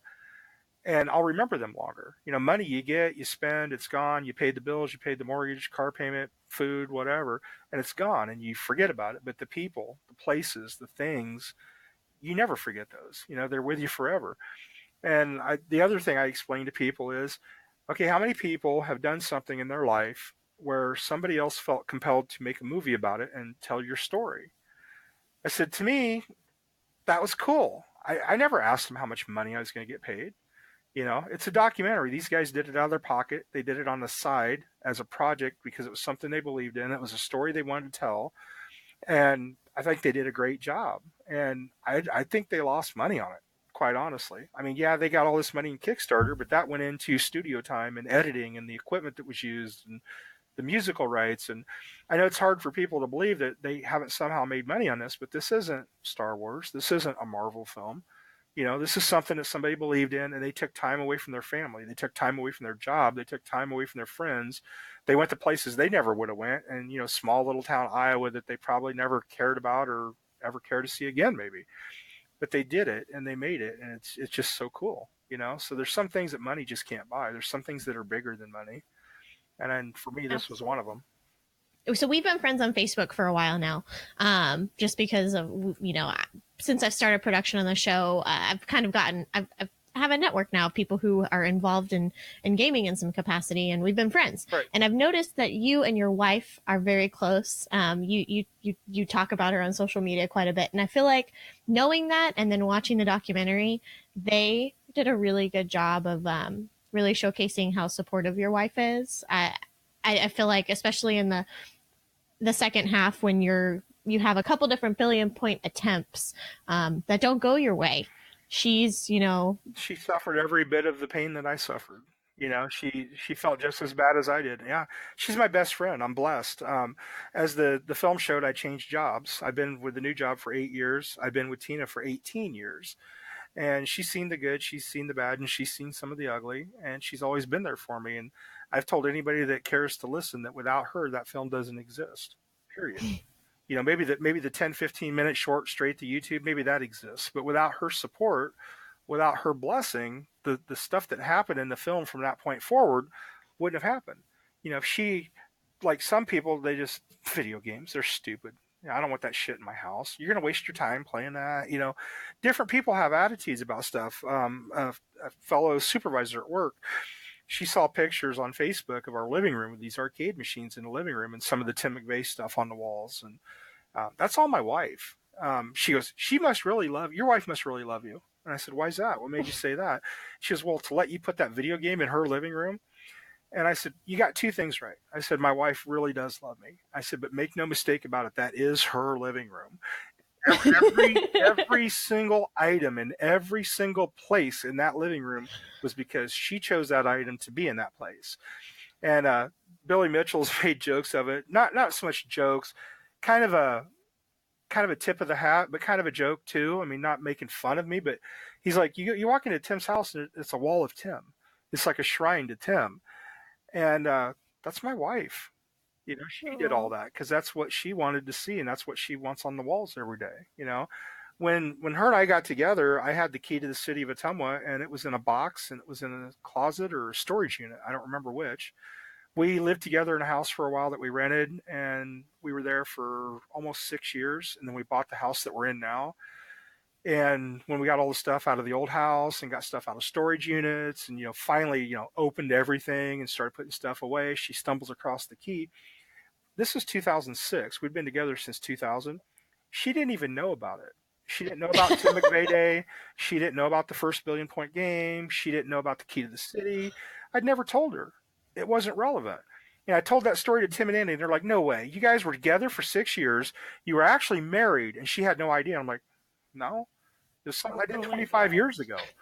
I didn't tell her about the boo-boo I had when I wrecked my bike and skinned my knee 25 years ago. And they're like, well, getting the key to the city is something a little different. I'm like, yeah, but I was over it, 24 years ago or whatever, And she just freaked out. You got the key to the city. I'm like, yeah. For what? I said, playing video games. For playing video games. I'm like, yeah. People don't get the key to the city for playing video games. I said, I don't know what to tell you. I did. So then I had to explain the whole story to her, and we told Tim and Andy that, and they couldn't believe it. I said, what do you think I do? That I walk up to people, hi, I'm Tim McVey. I'm the first person to get 1 billion points on a video game. Here's my key. That'd be stupid, That was the way you got in with the ladies. You're like, hey, yeah, ladies, that didn't happen. There might have been 1 or 2 women in the entire world that might have been impressed with that, and I never found them. So yeah, that never got me in with the ladies or guys or anywhere. I've never found the lock, and I've only got half the key. I've only got the half of it mounted, so I don't know where the other half is, and I don't know what it unlocks. I've never found that answer. Oh my gosh. Well, I that was something that I really felt like I wanted to say something because, I think that especially the second half, I wasn't sure where the documentary was going to go, but the second half where you make multiple attempts, what really stuck out to me is like she seemed to, even though she had never been a part of the marathon with you, especially that first time, she seemed like she knew how she should try and at least to help you and take care of you. She was very aware of everything going on. It really, I could just tell, that she was there for you. And then as it grew, as there were some failures and then there was multiple attempts, she's like, okay, well, this didn't really work good. Maybe if we try this. She started trying to come up with ideas on her own, outside of what I've told her and what I've always tried to do. She tried to think what would be helpful, what would maybe put him over the hump, what seemed to irritate him after he's been up for 34 hours, or what seemed to encourage. So like when I finally got it, when I did it again, if you remember the story, they talk about the macaroni and cheese, and she made the mac and cheese for me. It made me think of the beginning when you said your mom made that for you too. That was 100% real. I mean, it's exactly how it happened. I was dying. I didn't know why. I didn't feel tired. I didn't feel hungry, but I was losing guys, and I was getting very frustrated, and I still had at least 4 hours to go. And she kept asking me, are you hungry? I'm like, no, I'm not hungry. Well, I'm going to cook you some macaroni and cheese. I said, fine, go cook me macaroni and cheese. I'm not hungry. And she brought it to me, and I ate it. And then after I ate it, it's just like a breath of fresh air. It's like, okay, I guess I was hungry, and I didn't realize it because I was so tired. And then once I actually ate and got the energy, it's just like everything feels good and I'm not dying again. And I mean, the doc nailed it. That was really Mm-hmm. what happened. And if she hadn't noticed that and realized, she stayed up Yeah. the whole game, never slept at all, no 5 hour energies, no caffeinated drinks, no nothing, no stimulants of any kind, just sheer willpower. She decided she didn't want to have anybody else in the house. She didn't want to have extra distractions. And I said, "Who's going to stay up with me?" She goes, "I will." And I just laughed. I'm like, "You can't stay up that long." But the fact that she, number one, could and did, and was still herself lucid enough to realize, okay, he's dying. He's starting to get a little cranky. I think he's hungry. She realized it when I couldn't. And because of her action, we got it. And I say we because if she hadn't done that, that game would have been another failed attempt. I have no doubt in my The mind. part that warmed my heart, besides the macaroni and cheese, because I immediately was like, oh my gosh, that was like made me think of the very first scene with your mom. Um, but then when there's like it's a shot of the game and you're struggling, I think a little bit, you can tell that just through her experiences with you, she knows exactly what to look for. She knows Uh-huh. how to read the game at least well enough, to sit there and help you out. And to me, that was really telling. Oh, absolutely. We're best friends. I mean, I've got friends that just don't understand it because, like, when right now I'm riding with another guy, so we don't get to do what we used to do because I don't want to be rude to him. When we're riding together in a vehicle, I Yeah. don't sit on the phone and talk all the way. I talk to him, because we're riding together. But when I was driving by myself and I would talk to her I had a Bluetooth headset. I put the Bluetooth headset on. I got about a 35-minute drive. I would talk to her all the way to work. Our lunch hours are at the same time. So headset on, talk to her all through lunch. 35-minute drive home, headset on, talk to her all the way home. And the guy that's actually riding with me, that we're riding together now, he's working with me now. At the time, he's like, "You guys are crazy for each other. You're retarded for each other," is how he put it. And I said, "Why? Why do you say that?" He goes, "How in the hell do you talk to her on the way to work, during lunch, on the way home? What do you do when you get home?" I'm like, "What do you mean? How do you have anything left to talk about? You've talked to her all the way to work, all through lunch, all after, all the way. You can't have anything to talk about when you get home." And I said, "Well, we do." "How do you two talk that much?" I said, "How are you talking to me right now? You and I are good friends. We can talk about nothing for hours, talking about working on computers or video games or whatever. We talk all the way home when we're riding together." I said, "It's the same thing. She's my best friend. And if we're not at work, that's the only time we're really apart. Obviously we sleep together. We're at home in the evening together. We have very similar hours. If we're not at work, we're together always. If she goes to the store, I'll quit playing a game to go to the store with her just because I want to be with her. Maybe she needs help carrying something. Maybe she just wants somebody to talk to. Maybe we don't even talk at all, but we're still together. And we do everything together. I mean, we go to events. If I've had people invite me to events that's been willing to get me a plane ticket to fly to some event, and I mentioned, "Well, you got to get two." And they're like, "Why do I got to get two?" I said, "'Cause you got to get Tina a ticket." "Well, you're going to be at the event. We're going to have you as part of a panel. So we're willing to pay for that. Your wife's just coming along with you." And I said, "We're a set. You don't get one without the other." I said, "If you're not willing to get Tina there, then I'm not coming." And I've lost opportunities to go to some events because of that. And most people would say what I just said. I lost opportunities. I look at it as, well, that was their loss, not mine. I'd rather spend my time with my wife than be in an event without her. Because I went to one event one year. I went to the Midwest Gaming Classic. Mark Hoff and I drove out. We went to the Midwest Gaming Classic, spent the night, was there for 2 days, came back, and I was miserable. I was miserable the entire time because she wasn't there. And then I had to sit and explain to her everything she missed. And I just felt terrible that I left her home and I went and I did all this and she was sitting home by herself. And I didn't like that feeling. And I said, "I'll never do it again. I'm never going anywhere without my partner." And I'm pretty sure if you talk to her, she feels the same way. I can't speak for her, but we just like being together. You don't have to talk all the time. It's just, you're there and you want to be there and you want to see each other and you want to talk to each other when you can, when you want to. If you just want to sit beside each other, it's like being in a movie. Sometimes there's quiet time, but you're still sitting beside each other. Maybe you're holding hands, maybe you're not, but you're still experiencing the same thing Mhm. together. You don't have to talk every minute you're together to be together. And Yeah. it just feels weird going anywhere without her, especially after 18 years. Um, you read about couples sometimes where one person dies and the other one dies within hours or days. And I told her, I said, I'm not trying to scare you or anything. I said, but I'm pretty sure that's how we're going to go out. She goes, what do you mean? I said, I don't know how Aw. you feel. I said, but I can't even imagine not being with you. I said, if you die first, I probably won't be here very long. And she goes, well, I don't want to hear that. I'm like, I'm telling you the truth. I've read that so many times, and I absolutely believe that's going to be us. Well, I think they did a fantastic job of capturing, that genuine aspect of y'all's relationship. And there was so many things that they feel like they did really good. I had kind of a random question. I just thought about it. So I noticed that you streamed quite a few of your attempts, your later attempts. And so what was and I noticed the most recent one you streamed on Twitch, right? Yeah. What did you stream on previously? I'm just curious. Okay, so when Tim and Andy started trying to hook me and Dwayne up someplace we could play where there was 2 Nibblers where we could play in a live venue, because my preference, especially at that time, this was 2008, 2009, would be to play somewhere live. That's how we did it as a kid. There's people around. It's just easier to stay awake. So they started looking for venues or events where we could do this. I don't know how they came across MagFest, but this event was open for 4 days straight. From the time it begins till the time it ends, it's open. So you could play that whole time. It wasn't even a question, could you? It was like, yeah, that's what everybody's there for. That's the whole point of it. So they figured out that they could get the games and stuff there. And one of my stipulations, since it was out in Alexandria, Virginia, out in Washington, D.C. area, my stipulation was, okay, number one, you got to get Tina there. That was never a problem. And number two is somehow my friends have to be able to watch. I said, we're in an internet world. I've seen YouTube videos. I said, I don't know how that stuff works. That's beyond my scope. I said, but figure it out, make it happen. I'm not going halfway across the country to play a game that my friends can't watch me play. I said, so you got to figure out how to make that happen. Those are my 2 stipulations, my 2 strings attached to doing this.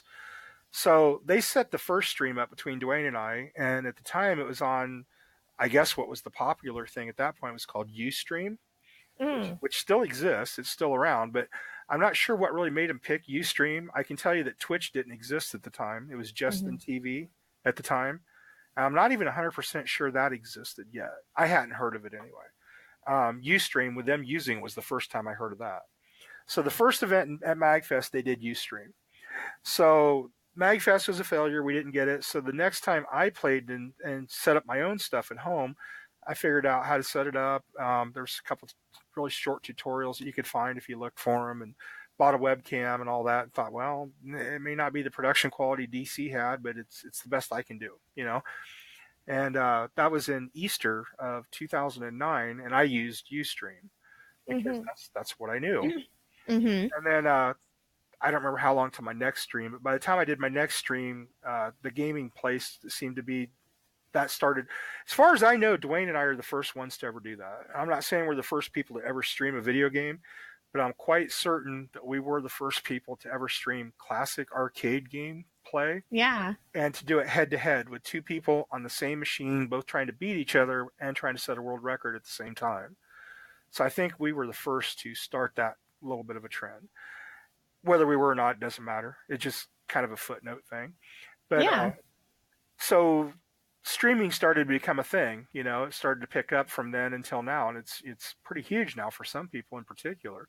There's millionaires off of it. And Justin TV came into existence, and I did a few streams on Justin TV, and then at some point along the line they transitioned from Justin TV to Twitch, and then I transitioned to Twitch along with it. And I don't stream very often because people at work, they're like, oh, you're a video game master or guru or whatever. I'm like, no, I'm good at one video game. It's called Nibbler. Just because I'm good at Nibbler doesn't make me good at Call of Duty or, whatever the Fortnite or whatever the hot game is. I'm good at one game. I have fun. I play the other games, but I pretty much suck at them. They're just, now maybe I'm too old. Maybe it's not my genre. I don't know. Why am I good at Nibbler? I don't know. I didn't say that. That's the game I want to be good at. I probably would have picked a more popular game. I probably would have picked Robotron because I was pretty good at that at one point, but not to the level that I am on Nibbler. But I love Robotron. It's one of my favorite games. But you don't get to choose what you're good at. You're good at it or you're not. Sometimes working at it can make you better, but I didn't choose Nibbler because I thought it was the best game ever. I liked it. I still like it, or I couldn't play it. But you're good at what you're good at. You know, if I didn't like the game, it'd be like work, and I couldn't play that for 2 days and make myself do it. So I see how Dwayne kind of struggles with it a little bit because he kind of pretty much hates the game. You know, and so I don't know how you can even try to marathon a game you hate, but he's done it a few times. I think it's like angry. I almost want to say angry sex. I don't know what else to call it. I felt like watching the documentary, Dwayne Richard was like, there's something simmering there. Like he's intense. It was the vibe I got. And so I got the comparison you were trying to make, though. People still ask me, do you think Dwayne cheated? And I said, I never did. Well, there's people that's approached it like, well, he worked on games and he serviced games and he might have known. And I'm like, you know, beyond all that, beyond the fact that he worked on the games and he might have known and he could have potentially, blah, blah, blah. What I've got out of my time with Dwayne is he doesn't take the games too seriously, but he's proud. He's like me. He's proud of what he's accomplished on it. He's not running around going, I'm the best video gamer ever. You know, they got him. They kind of egged him on to say some of the stuff he said. I mean, just to kind of bring it out of him. You know, it's not how he is in real life. I mean, he seems like a very extroverted character anyways. Like, but he doesn't really just beat his chest about video games. No. Know? And he did the right thing when he was presented with the evidence. Well, see, there's people that argue that. They're like, well, yeah, because he got caught. And I'm like, God, you guys are... he takes too much pride in his play. I just don't see him taking a shortcut. Honestly, I feel like what people are reacting to is his personality more than anything. I think so. I was like, he's an intense guy, very clearly. People hate each other because of like the trailers. They think I come to kill him, and I would, you know, stuff like that. And we're actually good friends. It was actually very obvious that at MagFest, I felt like him not playing anymore really took a toll on you. Oh, it killed Similar to how that first 1 billion point game, you had 2 other people playing with you, and that was really helpful. I can see that being a key aspect of the total marathon experience, really. That's what makes it so different. The first time I had the 2 people. The last time I had nobody but my wife. And then like you noted at MagFest, you know, once Dwayne was done, I didn't want to quit. But at that point, I'm like, I won. It's over. You know, it's just that little voice in your head that I kept referencing was like, well, I won. Oh, yeah. I mean, I knew the goal was to get the record, but it's like, okay, now I got hard. Because before it was, I want the record, but I also want to beat Dwayne, you know. And I lost my rabbit. He was my rabbit. I was looking up at the screen. He started before I did. He was 13 million ahead of me when we started. And I was trying to cut into that lead and catch him the whole game. And he was my rabbit that I was chasing. And then all of a sudden my rabbit went to sleep. And it's like, shit, I didn't see that coming. Yeah. You know, and it did. My game went to hell after that in a hurry. The fact that was the longest marathon I'd done in a quarter of a century probably didn't help either. I could have practiced more than I did. A lot of the stuff's hindsight. If people ask you, how do you train for a marathon? And I said, there's just so many things you can or can't do. I mean, it's not like you can go lift weights that it's going to make you better or, you know, any such thing. For me, my biggest thing is I used to drink a lot of soda. I've been trying to cut that out, you know, trying to help with my weight a little bit. I know a big part of my weight is soda because I could drink 2 liters of Mountain Dew every single day. That's a lot of sugar. It's not good on my kidneys or anything else. So just from that aspect, I'm trying to cut back on soda, which I've done really good the last few years. But as it relates to marathons, I would try to just totally cut out all caffeine like 3 or 4 weeks out. Everything. No soda, no coffee, no anything that had any caffeine in it whatsoever. And then that way, if I did get tired during the game, well, 2 things. I was getting better sleep because I wasn't, you know, decaffeinated or caffeinated where I was laying there staring at the ceiling trying to fall asleep. And then if I did feel like I needed a little bit of a bump during the game, just drinking a can of soda is like, whoa, I ain't had caffeine for a month. You're like cracked out. Yeah. It doesn't do you any good when you drink it every day because you're so used to it. But when you totally cut it out of your diet, I mean, when I got it when I was a kid, I didn't drink much soda back then. That was a different era. People didn't drink soda like they do today. Back then, a soda was more of a treat. You got one a couple times a month, if that. So like when I got that first billion, the only thing I had for stimulant the entire game, I think, was 2 or 3 cans of Coca-Cola. Wow. That was it. You know, at the time, I think Vivarin was out, the caffeine pills, and somebody told me to try those one time. I never did take them during a marathon. I'd taken them one other time. We were going on a long trip or something. I was trying to stay awake while we were driving. They made my stomach hurt. I mean, they just upset my stomach and just like, I ain't taking that ever again. So that was one of the things, you know, I would try to cut caffeine out. And then like within days of the marathon, you're thinking, okay, you don't want to eat anything like chili or Mhm. burritos or Anything that's going to upset your stomach. or make you have to go to the restroom more than necessary, and you think about your dietary thing a little bit more, and you try to get a good night's sleep and stuff like that, and just be as fresh as you can. And myself, I try to start as fast as I can from waking up, even if I'm not even really awake. The earlier I start, from the time I wake up to the time I start playing, any time in that period, to me, I consider a wasted time. If I wake up and I don't start playing for an hour, in my mind, that's an hour off the end of my game because I wasted it on the front of the game. So you want all of that fresh time. You want to be playing as much as you can. Like literally get out of bed, brush your teeth, maybe grab a quick drink or a bite, grab your clothes, start, get going as quick as you can. You don't want to waste any time off the front of that game, because the end of the game, you're going to be way more tired and it's going to be harder to maintain. So stuff like that. I mean, that's really all you can do for a marathon, and then think about what helps you through the game. Maybe have a rug or a mat, something that's a little softer than a hard floor to stand on. Have a stool or two. I like having one that's hard wood, and I like having one that's padded, so I can stand at different points. I can sit on the hard stool for a while. I can sit on the soft stool for a while, just to change it up, have a little bit different. Always make sure I have a lot of ice. I'll get a cup of ice, and I'll just suck on the ice cubes. Instead of drinking a lot of water, I'll just have ice in my mouth a lot. For quick snacks during the game, I like the little baby carrot sticks, little pieces of celery, stuff like that. You think of what's going to be easy to eat, what's going to keep you full so you're not really hungry. You've got to eat and drink. You can't play for 2 days without eating and drinking. There's stories of people dropping dead in cyber cafes in Asia and stuff because they sat at the chair for 28 hours and never drank or ate anything and just played, and they have like heart attacks because all they've drank are those energy drinks in the last 5 days. I drank 15 Monsters. Wow, really? Right. I did one marathon like that, and that got me off Monsters in a hurry.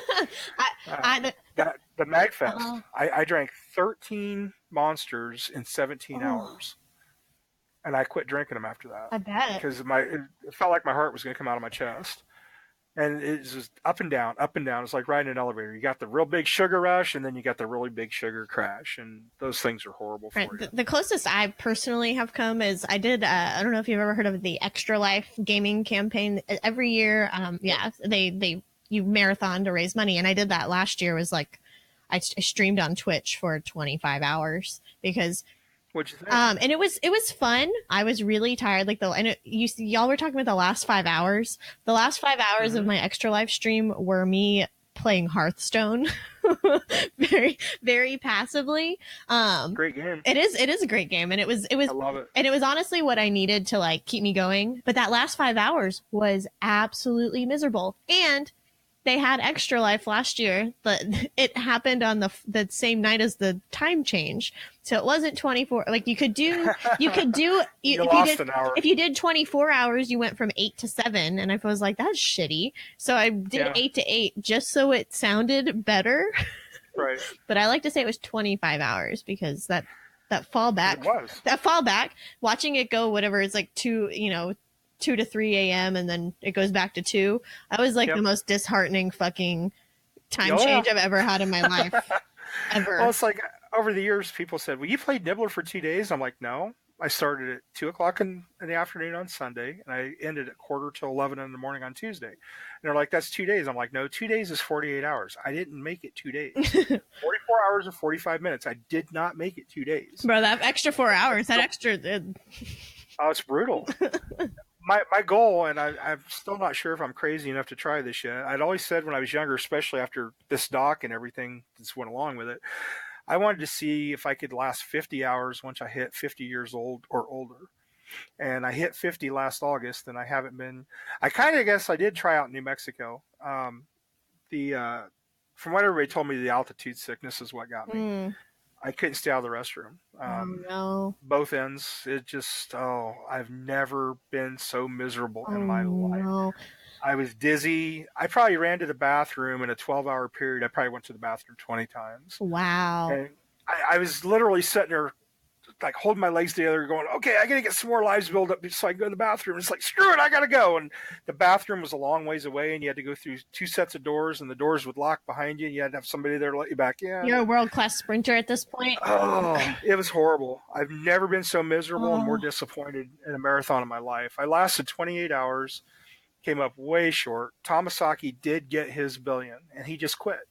He didn't care about the record. He wasn't trying to do anything other than complete his original quest, which was to see the score roll. Wow. He wanted to get the billion. The only reason I went was to support him.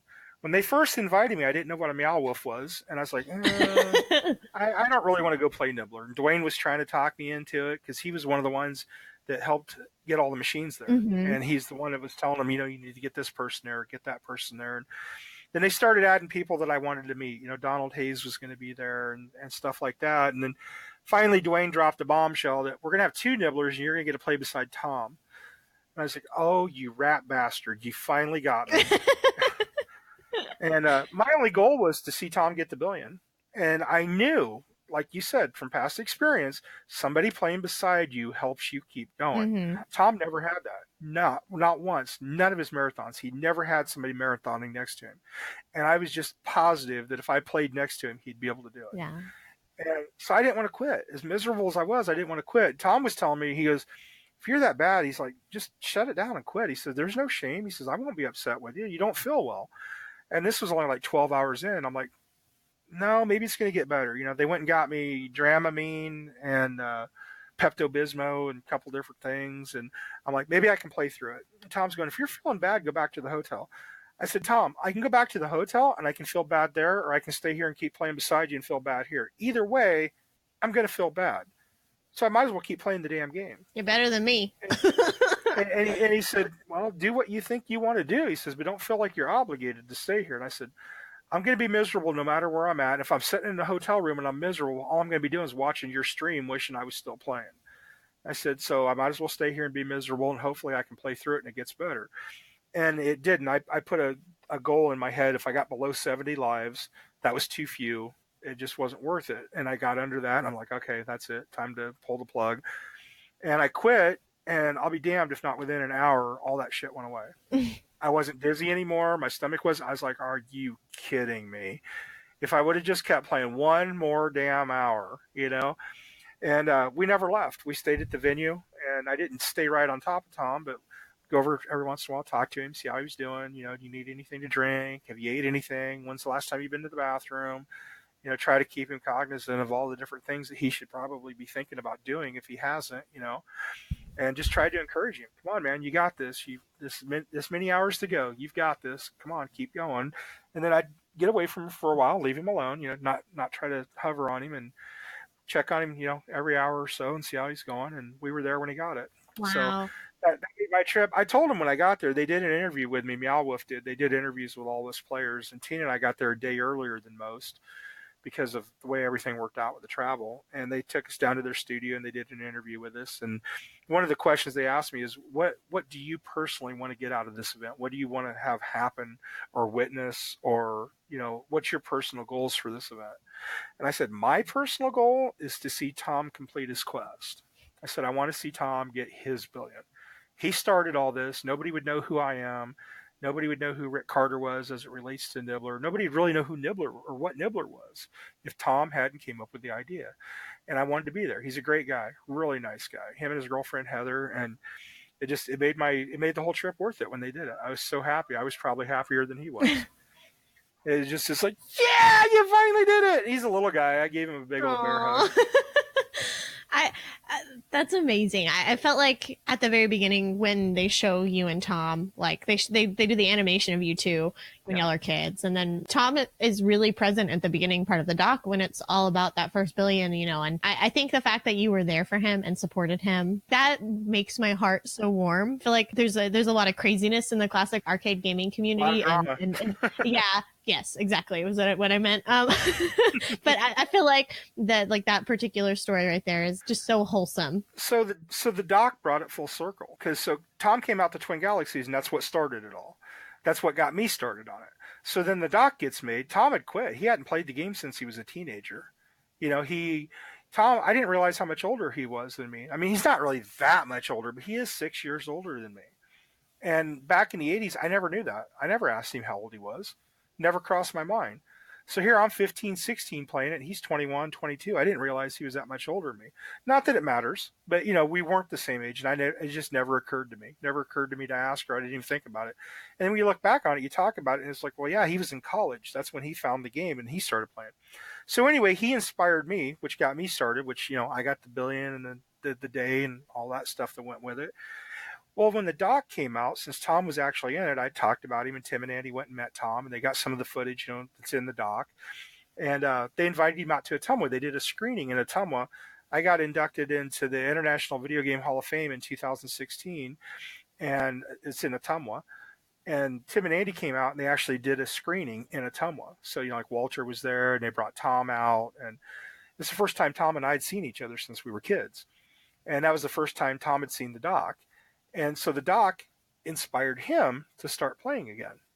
He watched the doc and he's like, I started that quest and I never finished it. Tim got his, Dwayne got his, had it taken down because of the board. He took it down. Rick got it. There's been several of us that were inspired by Tom that all got it, and Tom never did. And watching the doc inspired him after all this time and space to start playing it again. So I was happy that I was actually inspiration for him to complete his journey. And It was so awesome to see him in Ottumwa, and it was even better to be there in Santa Fe to see him finally finish it. It's like this long marathon that's went on for almost 30 years from when he started it. And here he is crossing the finish line, and I get to be there to share it with him. It was so awesome. Yeah. Couldn't be a better guy to go through some of that stuff with. During my documentary, one of the scenes, there's a gentleman that has no hair. I hate to call him a bald person because some people take offense to that. But it was one of my failures, and he turned around, and I don't remember the exact words, but he said something like, "Tim, that was one of the greatest things I've ever witnessed," and I'm not even kidding. And I didn't want to hear it, because it was a failed attempt. Well, the reason I'm telling you this story is that person, a lot of people know who he is, but they don't know who that person was. And what I mean is, if you ever read the EGM magazine, Electronic Gaming Monthly, that was Trickman Terry from the magazine. He did all the trick columns in the magazine. So the cool thing, the thing that I love telling everybody about this, he's a friend of mine, but this was so cool to me personally. It was just me and Tina that weekend, and he knew she doesn't stay up a really long time. So I started, I don't remember, I think it was Easter. I want to say it was Easter because I had Friday off. I started on Good Friday, I believe. So we started Friday morning. So Terry had to work. He worked all day in Chicago. He got off work, changed clothes, jumped in his car, and drove from his work to my house in Iowa after being at work all day. He comes to my house, and he comes in the house, and he tells Tina to go to bed. Terry stayed up all night with me. He stayed up, and he provided support for me all night long. Anything I needed, he was somebody to talk to. Do you need something to drink? Do you want something to eat? How's it going? Do you know how many lives you have? And he was totally my support system throughout the night. And he stayed up. He worked, got up, worked all day, drove to Iowa, stayed up all night with me, and waited until Tina got up the next morning. And then he finally went to bed. He went to sleep, and he slept during the day. And that night when he woke up, he made Tina go back to bed again, and he stayed up again with me that night. That is amazing to me that somebody would be willing to do that. You worked all day. You've already put your 8 hours in. You've got to deal with the traffic in Chicago. Then you drove over 5 hours from Chicago to my house, and then you stayed up all night with me. That's amazing to have friends that are willing to support you like that. And not a lot of people knew who he was. Who was the bald guy? I've been asked that. I've literally been asked that question. Who was the bald guy that was there for that marathon? I said, Electronic Gaming Monthly. That was Trickman Terry. That was the Trickman in my house supporting me. I read Electronic Gaming Monthly as a kid. I never in my wildest dreams thought that the Trickman would be in my living room supporting me 20 years later playing a video game. That's amazing, though. That's how the stories went from Twin Galaxies back in the day all the way up until now. You never knew where the story was going to take you. You didn't know where you were going to end up. At different points, you never knew there was a story. Like I said, the key to the city was in a box put away. Nobody knew about it. The story was over in the 80s, right? Except for it wasn't. And I love that I've gotten friends that I didn't know Terry before all this started. It was one of the events when Walter took me and Tina to the Video Game Summit when I got my certificate, which was supposed to be the original ending to the doc. That's when I met Trickman Terry. And Walter, Tina, and I, along with Todd Rogers, we stayed at Trickman's house in Chicago. So that was amazing. His basement is a freaking museum. He's got all kinds of memorabilia from when he was younger, working at Electronic Gaming Monthly, all the trade shows, all the industry stuff that he went to in Chicago, all the stuff that he's collected. And he set me on a whole new path, which is why we have all the stuff in our living room that we have. The path was when I was a kid, if it wasn't a video game, I didn't spend my money on it. I didn't have a lot of money, but the money I had video game related went to video games. Well, when I went in Terry's basement, it's a museum. He's got every console you've ever seen, and even consoles you've never seen, but only in magazines. He's got arcade machines. He's got pinball machines. But then the part that was amazing is he has all the lanyards, all the badges, all the posters, all the different stuff from all the events that he's ever went to. And then he's got the memorabilia. He's got the Sonic figures and the Crazy Taxi remote controlled car, and anything you can think of that was gaming related that you saw in a store as a kid but didn't buy, but you kind of remember. It's there.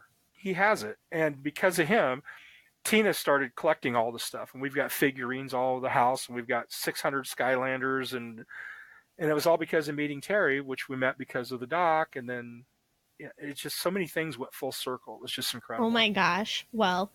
We've been talking for almost 2 hours. Yeah, I talked a lot. No, it's okay. I'm the same way. That's how sometimes these interviews get a little out of control.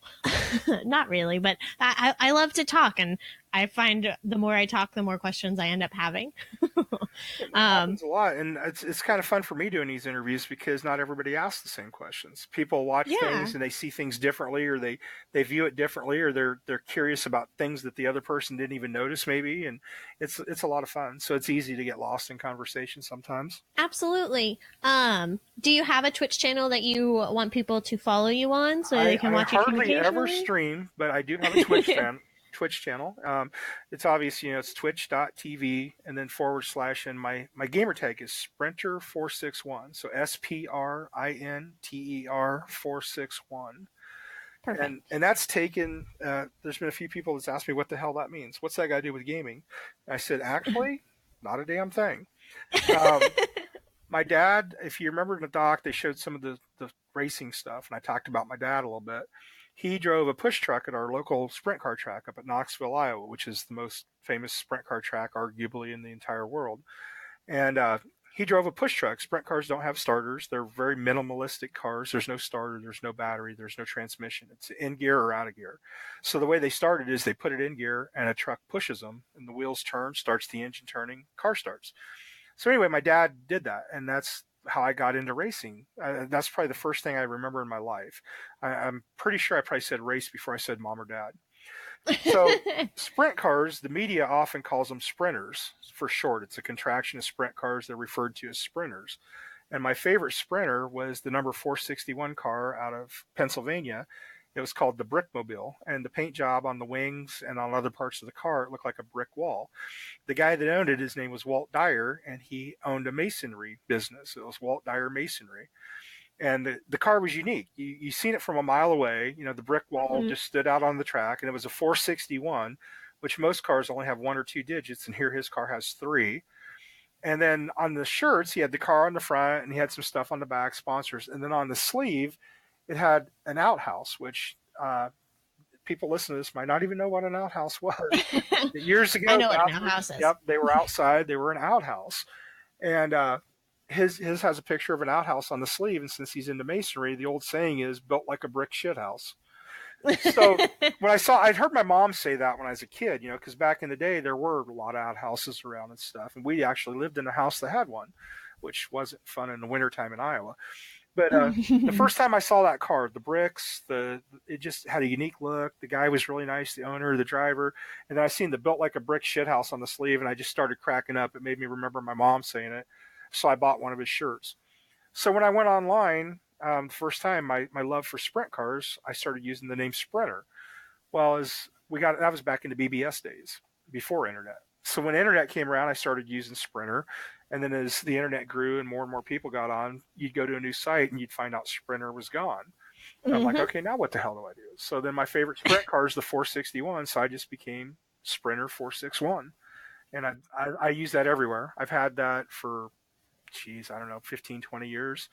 It's Xbox Live, PlayStation Network, everywhere. So that's my Twitch Yeah. channel. See, I rambled again on a very short, could have been a short answer. No, that's so exciting because I remember you talked about that a little bit in the documentary as well. So, I love it. It's one of those things. I was curious why Sprinter 461. Yep, so, you answered the question without me having to ask. Somebody asked me one time when they saw Sprinter back when I was just Sprinter, they say, Sprinter, what event do you run? I said, you've never seen me, have you? Because I only run when chased, and I don't get chased very often.